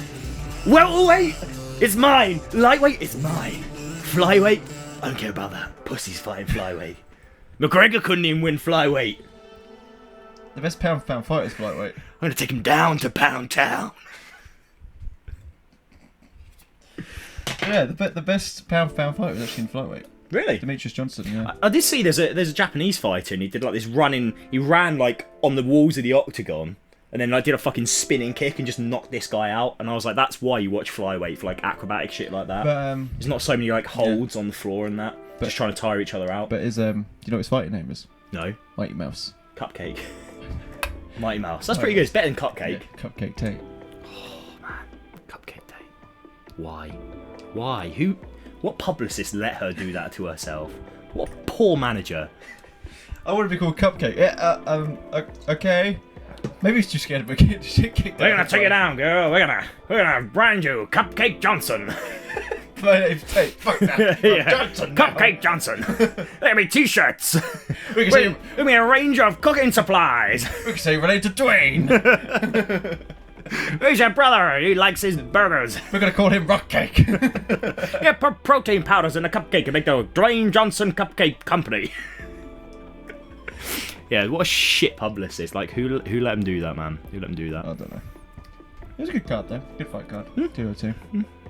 But it's all about what's McGregor gonna do now, because he's got no. What is McGregor gonna do now? Now I'm coming for him. What's he gonna do? Sorry, that's so much. It's so good though. I went for it. I'm not even mad. It's just so good. Okay. Thank you for holding me back there, by the way. Sadly, you won't be there at the event to do the same for McGregor.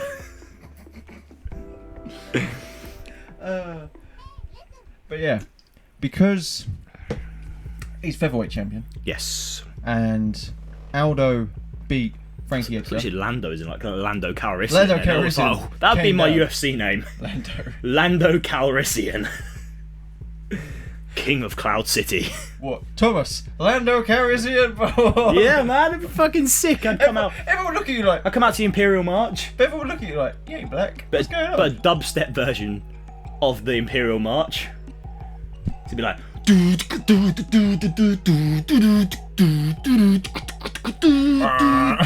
Wob wob wob wob wob wob. I'll be like fucking walking down there. Did you see? He's lost before he even knows it. Say McGregor when he entered the octagon for this fight, because he's been having like taking the piss out of the UFC. WWE. That was his people. biggest mistake. Taking the piss out entering of the octagon. He was taking the piss out of WWE people. Yeah. And he stopped, and then started doing the McMahon walk. Oh yeah. And everyone was like, man, that's great. No chance. But he did Still the best entrance of all time, But he by did the like way. a straight face as well. 'Cause I thought he'd be like laughing, like I'm taking the piss. He's like, nah, it's me My now. favourite GIF or GIF of all time is do you know where McMahon sat there in his chair at the ring and he's got like a desk and he's like, Oh, yeah, he's putting and then he's like, oh, and then he like falls off his chair, and then like people put like the Things in the stupidest middle. shit in the Yeah, middle, yeah. and it's like good, better. Yeah. And the best one was Margot Robbie, where it's like she's doing this video like on Australian bit. She's just sat there cross-legged, and he's like. And then there's one where she's like Harley Quinn, like hanging, do you know, from the ribbons at the start, and he's like. And then when he sees the bitch, you know, she's in the rain, and she goes "Ah," like that, and she's got like a wet t-shirt. He goes "Ah," and like throws himself off backwards. That's pretty good. Vince McMahon's still my favourite part of the WWE, even though he's sort of not really in it. He's not really in it anymore. But like that entrance music, like you got no chance. He's like fucking strutting in, like yeah, I own this place. Like he does own it. Yeah. You know, I can't wait for Triple H to be like, oh, actually, he will own it. I think Because when at the next goes out. 203 as well, quickly, CM Punk's fighting. He's finally got his debut fight. I was going to say because he's been training for that for a long time. 2 years. Because every time he tried to have his fight, he had to have back surgery and all that sort of shit. He's finally got his fight. Didn't he not make his weight class as well last time? No, he was just injured, I think. Oh right, okay, Yeah. all right. Who was it that didn't make their weight class last time? It was around CM Punk's last fight. Well, supposed to be his last card. I know the only person I can. Someone failed their way. The only person I can always remember who doesn't make his weight was Kevin Gastelum or whatever his name is. Yeah.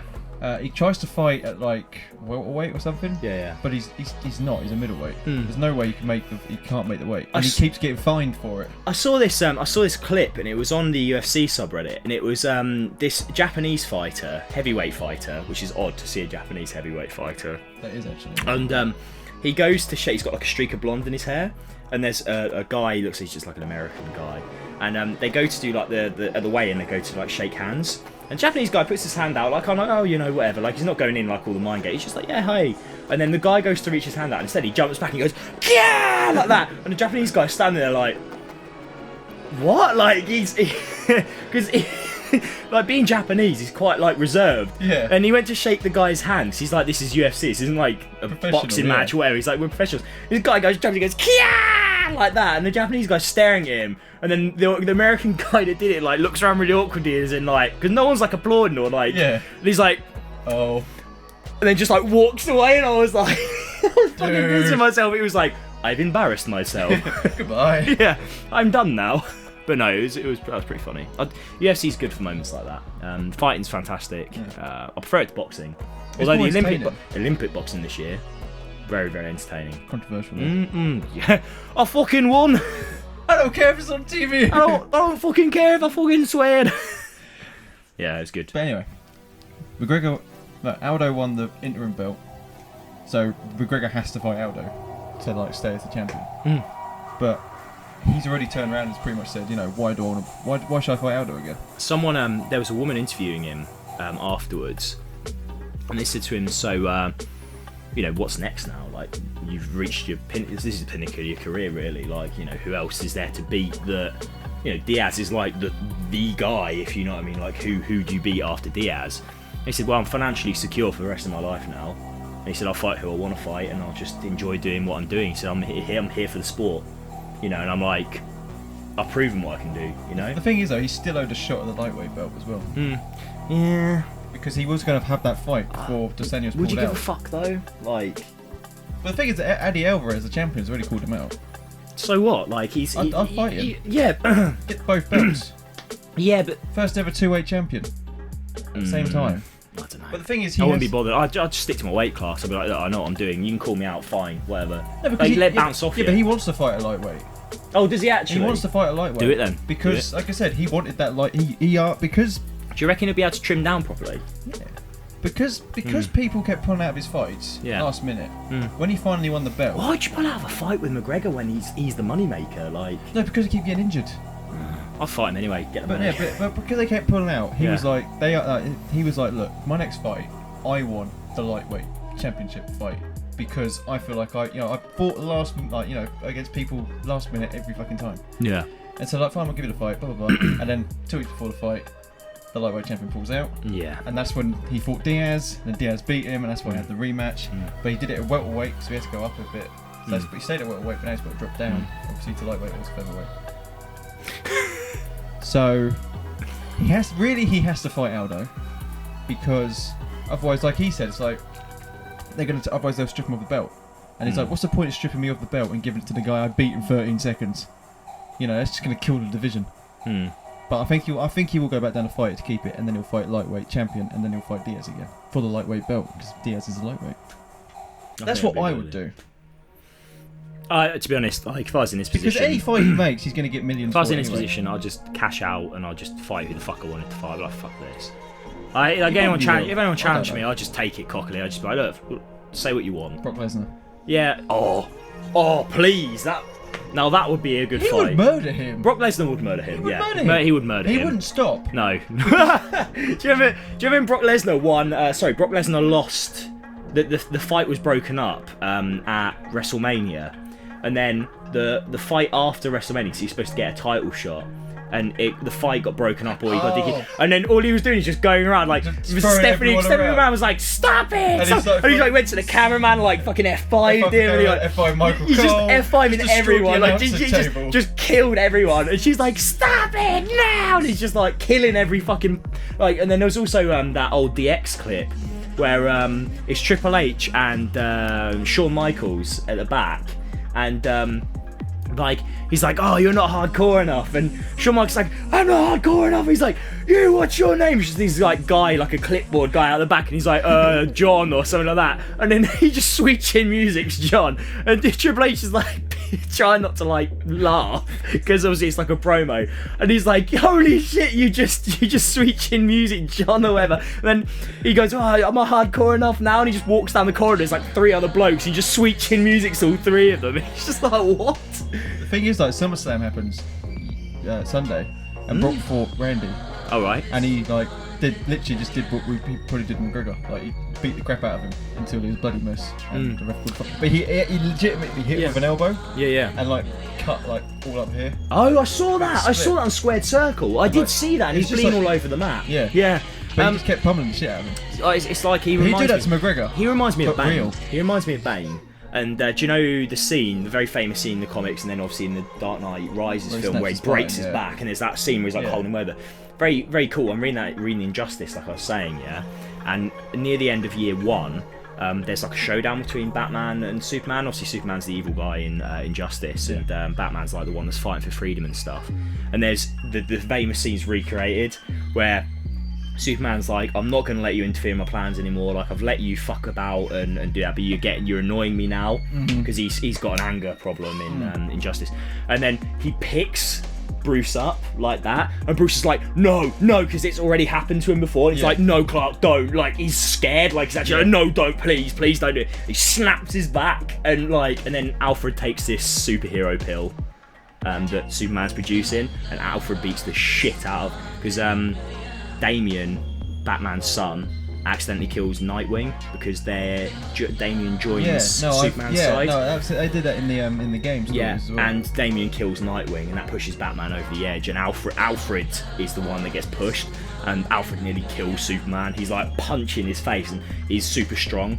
Like, it's made with like kryptonite and something else, and like literally he's just pummeling on Superman, and Superman's like all cut up to fuck.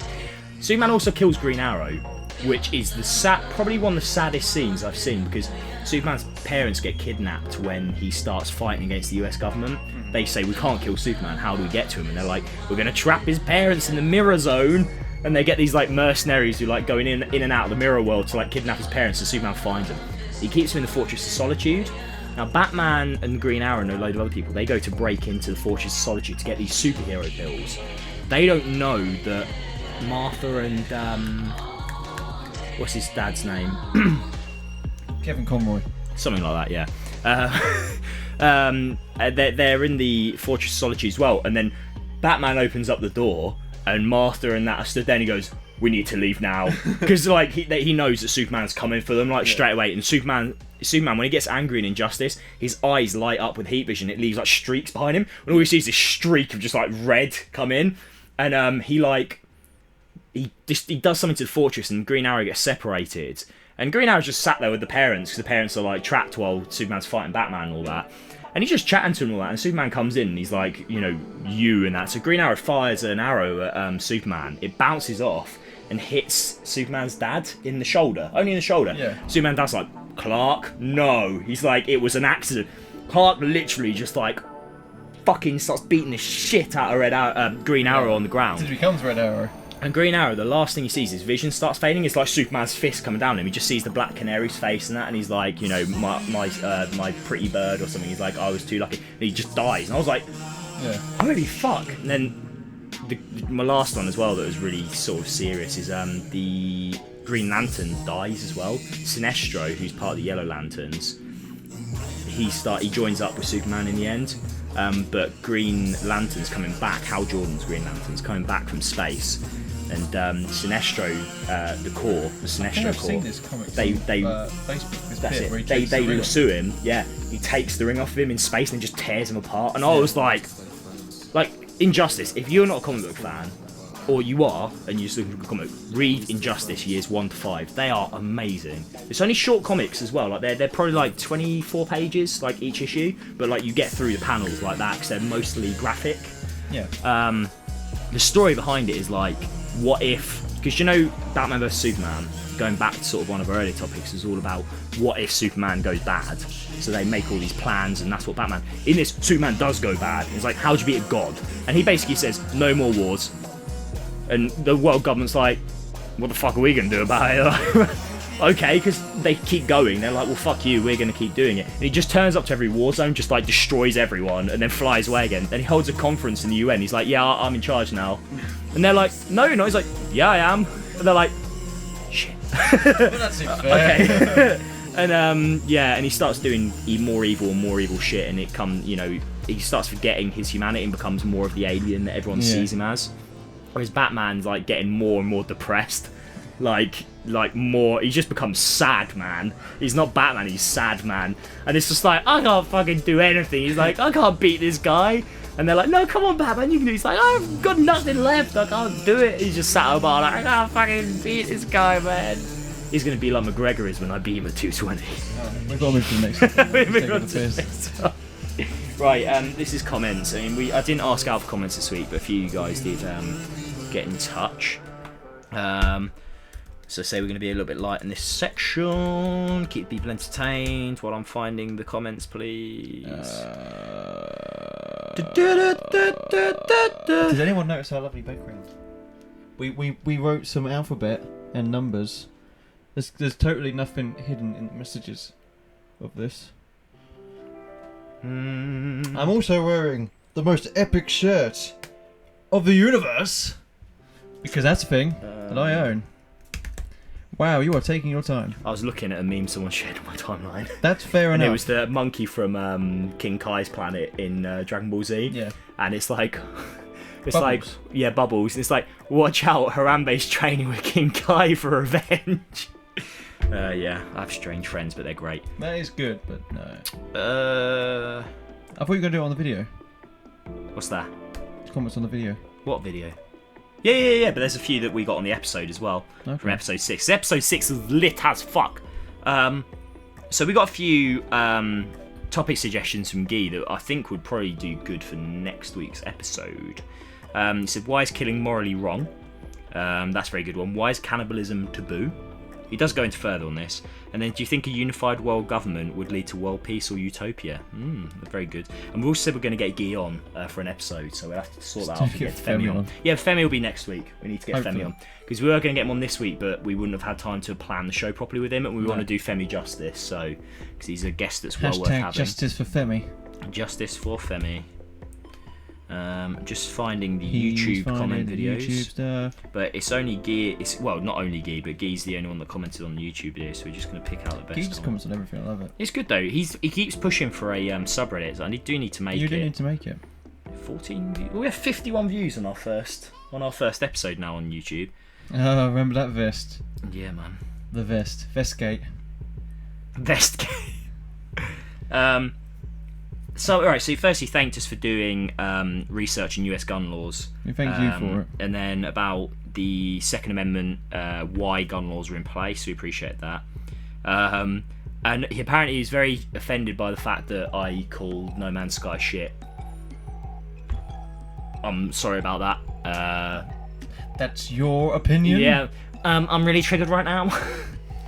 Speaking of which, we just skipped over one entire topic. What topic was that? About outrage culture. Oh yeah. We'll save it. I'm outraged about that. We'll save it because I think. Oh, you know what? Femi will be good on this one. Yeah, okay. We'll say that. We'll save that for Femi. Femi will love outrage culture. Do you know who's going to be outraged? Femi. Oh no. I'm not going to do it. I'm not going to do it. That's going to be a thing now. That's about to go heel mode. That's the thing is you have to get like a picture of you with those glasses on when you put that for the shirt. Oh right. Like you versus McGregor, you got to have his picture. Your picture of the glasses. Well, like that. Or even just shouting. Or yeah. I couldn't even see what that face was then. It was a good face. Yeah, it was a good face. Oh, good. And then I've also been told to get the rest of the solar system tattooed on me, which I'm actually going to do already, but it's a flag instead. And he's pushing for a YouTube comment section, subreddit. And he also said the volume's low. Jake actually gave us some feedback saying that the file size is quite big. It's because to retain the quality. What's that? It's because of the songs as well. Yeah, and I mean, to be honest, like while it's a pain in the arse, we give so many options now for listening. You could stream rather than download it. I know obviously like data is an issue, but you know it's one of those things. I prefer to keep the quality good rather than compressing the audio further. Because it's one of the things that stands out about the podcast is how good it sounds. So we will have a look in the future, see if there's something we can do. But with the codecs we're working with and the filters, when we eventually get a ridiculously amazing rich setup, then yeah. Yeah. We're too poor. Once you get the Jet Fuel Express studios going, get those t-shirts on sale. Yeah, I'm actually going to get some t-shirts made up for when we're doing it and send you one when we're working. What's that? Would you rather?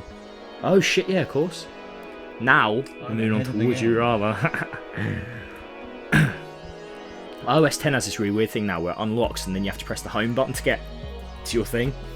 That's weird. Oh, that burp smelled. Jesus Christ, Callum. I haven't even... it's pretty much just my protein shake. Right. Would you rather get punched in the face by Mike Tyson as hard as he can every day, or be forced to watch every death that happens in the world?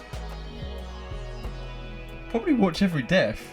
I don't want to get punched every day. 48% agree. I wouldn't want to get punched by Mike Tyson every day. I'd be dead. So you'd rather watch everyone die? You'd never have time to like do anything for yourself. You'd always be seeing people die. I suppose at least you'd be after the first day you'd be like jaded anyways. But another dead person. Still eat after that. Another dead person. Oh, well, we know the answer to that one. So that's stupid. We know the answer to that one. So that's stupid. All right.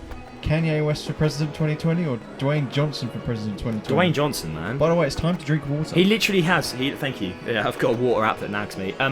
He literally has a move called the People's Elbow, so you know he's all about democracy and the people. He's a man of the people. 71% agreed with you. Yeah, there we go. Boba Fett or Django Fett? Boba Fett. Hard-hitting questions. Boba Fett. There you go. How many percent? 65. Oh, I thought you were going to say 69. I was going to be like... No. You wouldn't care about that one. I don't care about anything. I know. I'm dead inside. Okay, would you rather eat your family's poop for one day or have to drink another person's urine for every meal you have? Urine. Urine? Because it's sterile. It's sterile. Poop, you can get ill. My step granddad once was pressure. It flooded his garage, and there's like a sewer thing, so loads of sewage came out. And without a mask on or anything, he started pressure washing all this like poop and shit that come out the drains. And a little bit got in his mouth, and it made him so ill he couldn't stop vomiting and like shitting himself. So we had to get the doctor to inject him with this thing to stop him from being able to be sick. Nice. So yeah, I wouldn't eat shit because of that. 25% agreed with you. 75% of people would eat shit. No, yeah, 35. I would tell them to eat shit, but they already seem to fucking want to anyway, sickos. Would you rather live in... I'm not going to ask you that one. Would you rather live in Ireland or America? Obviously you'd say Ireland. Would you rather kiss a boy or kiss a horse? Horse? Be like my ex-girlfriend. I'm joking. There's some good-looking horses out there. Sugar. 62% kids said kiss a boy. They might have been girls. So what if they weren't? Fucking homophobe. Gays, piece of shit. Right. B cup real tits or double D fake tits? B cup or double D. B cup are real or double D fake? Yeah. B cup. Yeah. Yeah, B cup are real. I like to keep it real. 71% agreed with you. I agree with you. Yeah. Fucking double D's. Overrated. Big boobs, like, overrated, man. Overrated. What? This is... I'm not asking you this one, but I want to read this one out. Save a child you will never hear from again or have a working lightsaber. Well, obviously you pick the fucking lightsaber because who gives a shit about children. Go to the cinema or the spa? No, this one... fucking hell, these are all so bad. I know. And now we've got an advert. Yeah. This app is so good. Saying that, I'd still probably rather live in America than Ireland. Really? Just because, you know, it's America. Or loads of all young people fleeing from Ireland. I've got a friend called Rebecca that's like working over here, and she always says that I'm unemployed. There is nothing to do in Ireland. I'm called Dole Holland, and I'm like, yeah, well, you have to move away from Ireland because Ireland's a shithole. There's no jobs. It's not a shithole. It's just it doesn't have a lot going for it. But yeah, you can do more in America. Right. Would you rather watch Two Girls, One Cup or One Man, One Jar? The fuck's One Man, One Jar? Where he sits on a jar, and then so it's going in his arse, and then it breaks, and he starts bleeding everywhere, but then keeps putting it up there. Would you rather watch Two Girls, One Cup? Have you watched Two Girls, One Cup? No. Oh man, you're missing out. I never had the pleasure. That's how I realised I wasn't into scat porn. I'd probably rather watch Two Girls, One Cup. I'm not gonna lie. Oh man, that's something wrong with you, man. 74% agreed though. I mean, to be honest, I'd probably watch Two Girls, One Cup because, like, I know I'm immune to that now. Like, I don't care about scat porn. The blood thing just sounds horrible. Yeah, it was pretty sick. Oh, that's pretty stupid. Because their poop looks like chocolate ice cream. That question's irrelevant. Would you rather drink bleach or eat a Tide pool? A what? Tide pod. What's a Tide pod? Fucking move on. I just saw drink bleach for this. Hilarious.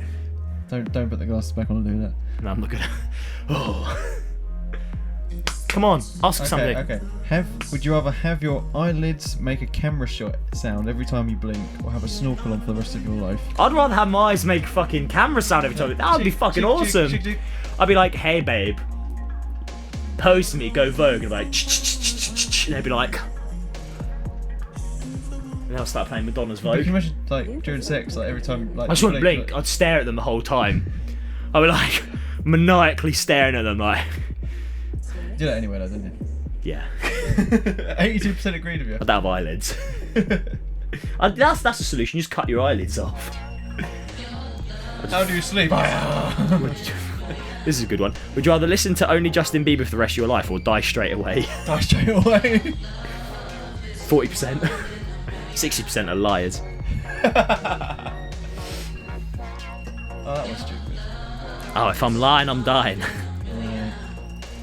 Okay, only eat salad for the rest of this year or only eat cake for the rest of this Pretty year? much eat salad anyway. Salad. I love Caesar salad, man.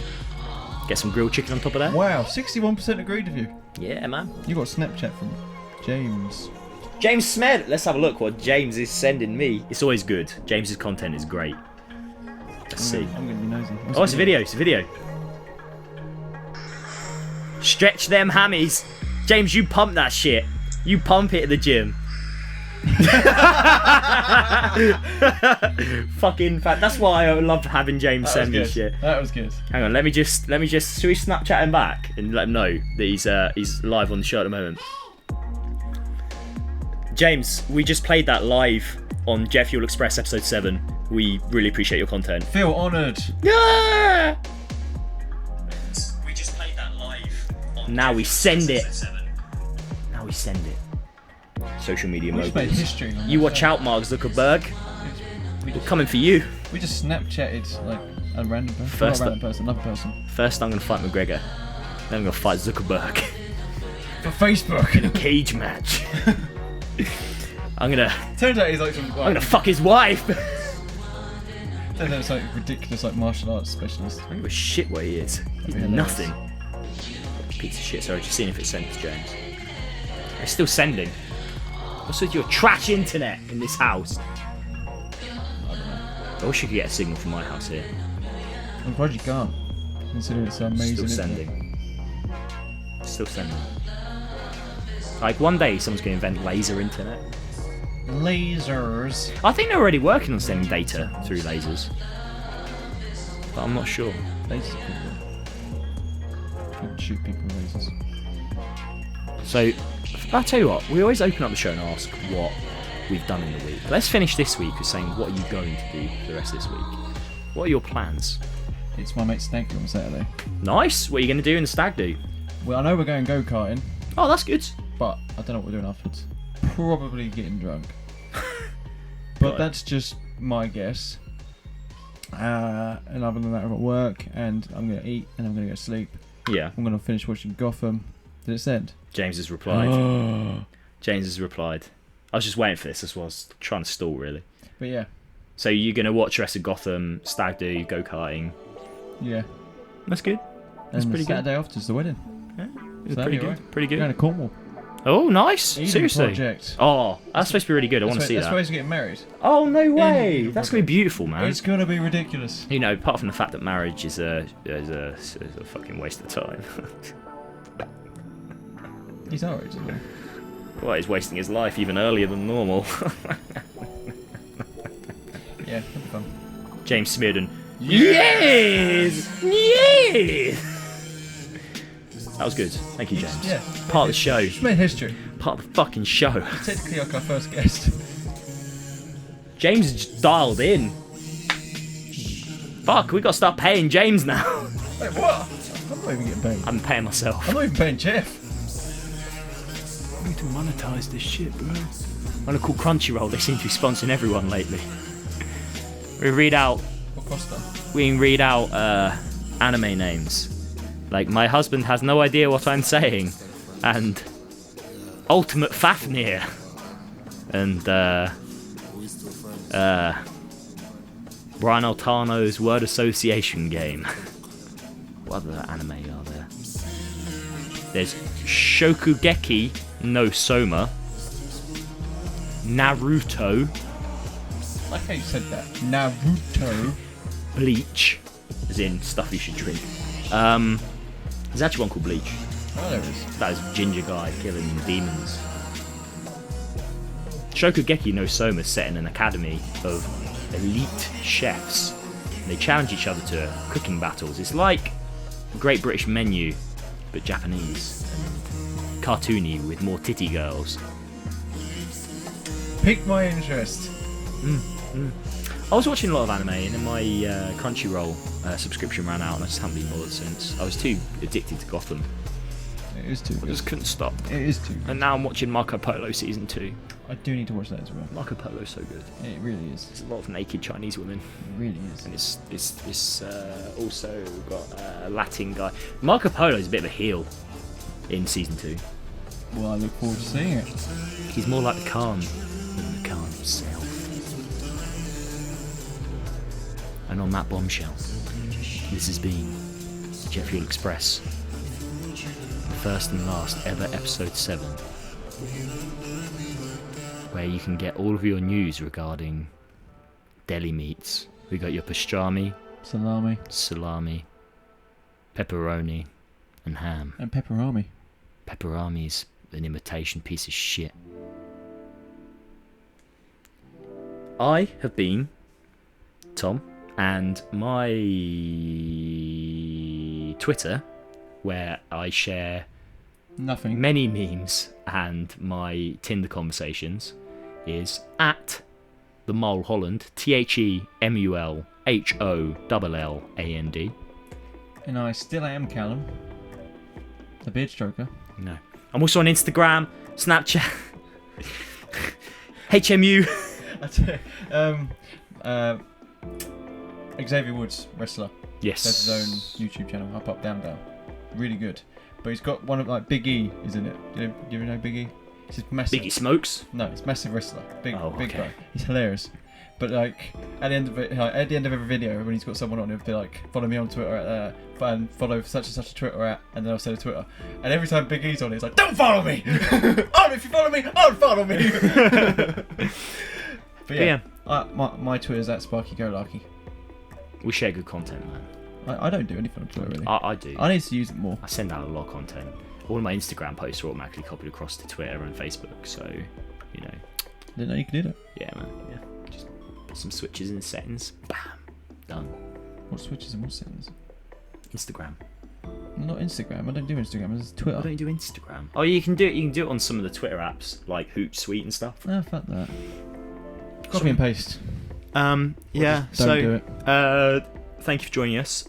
Please, if you're watching on YouTube, like, subscribe, and share. Then be happy. You don't have to be happy. Especially after watching this. Kind of depressing. If you're watching this and we've got t-shirts, then buy one. You cheap piece of shit. Okay. Especially one for Mulholland versus McGregor. UFC 220.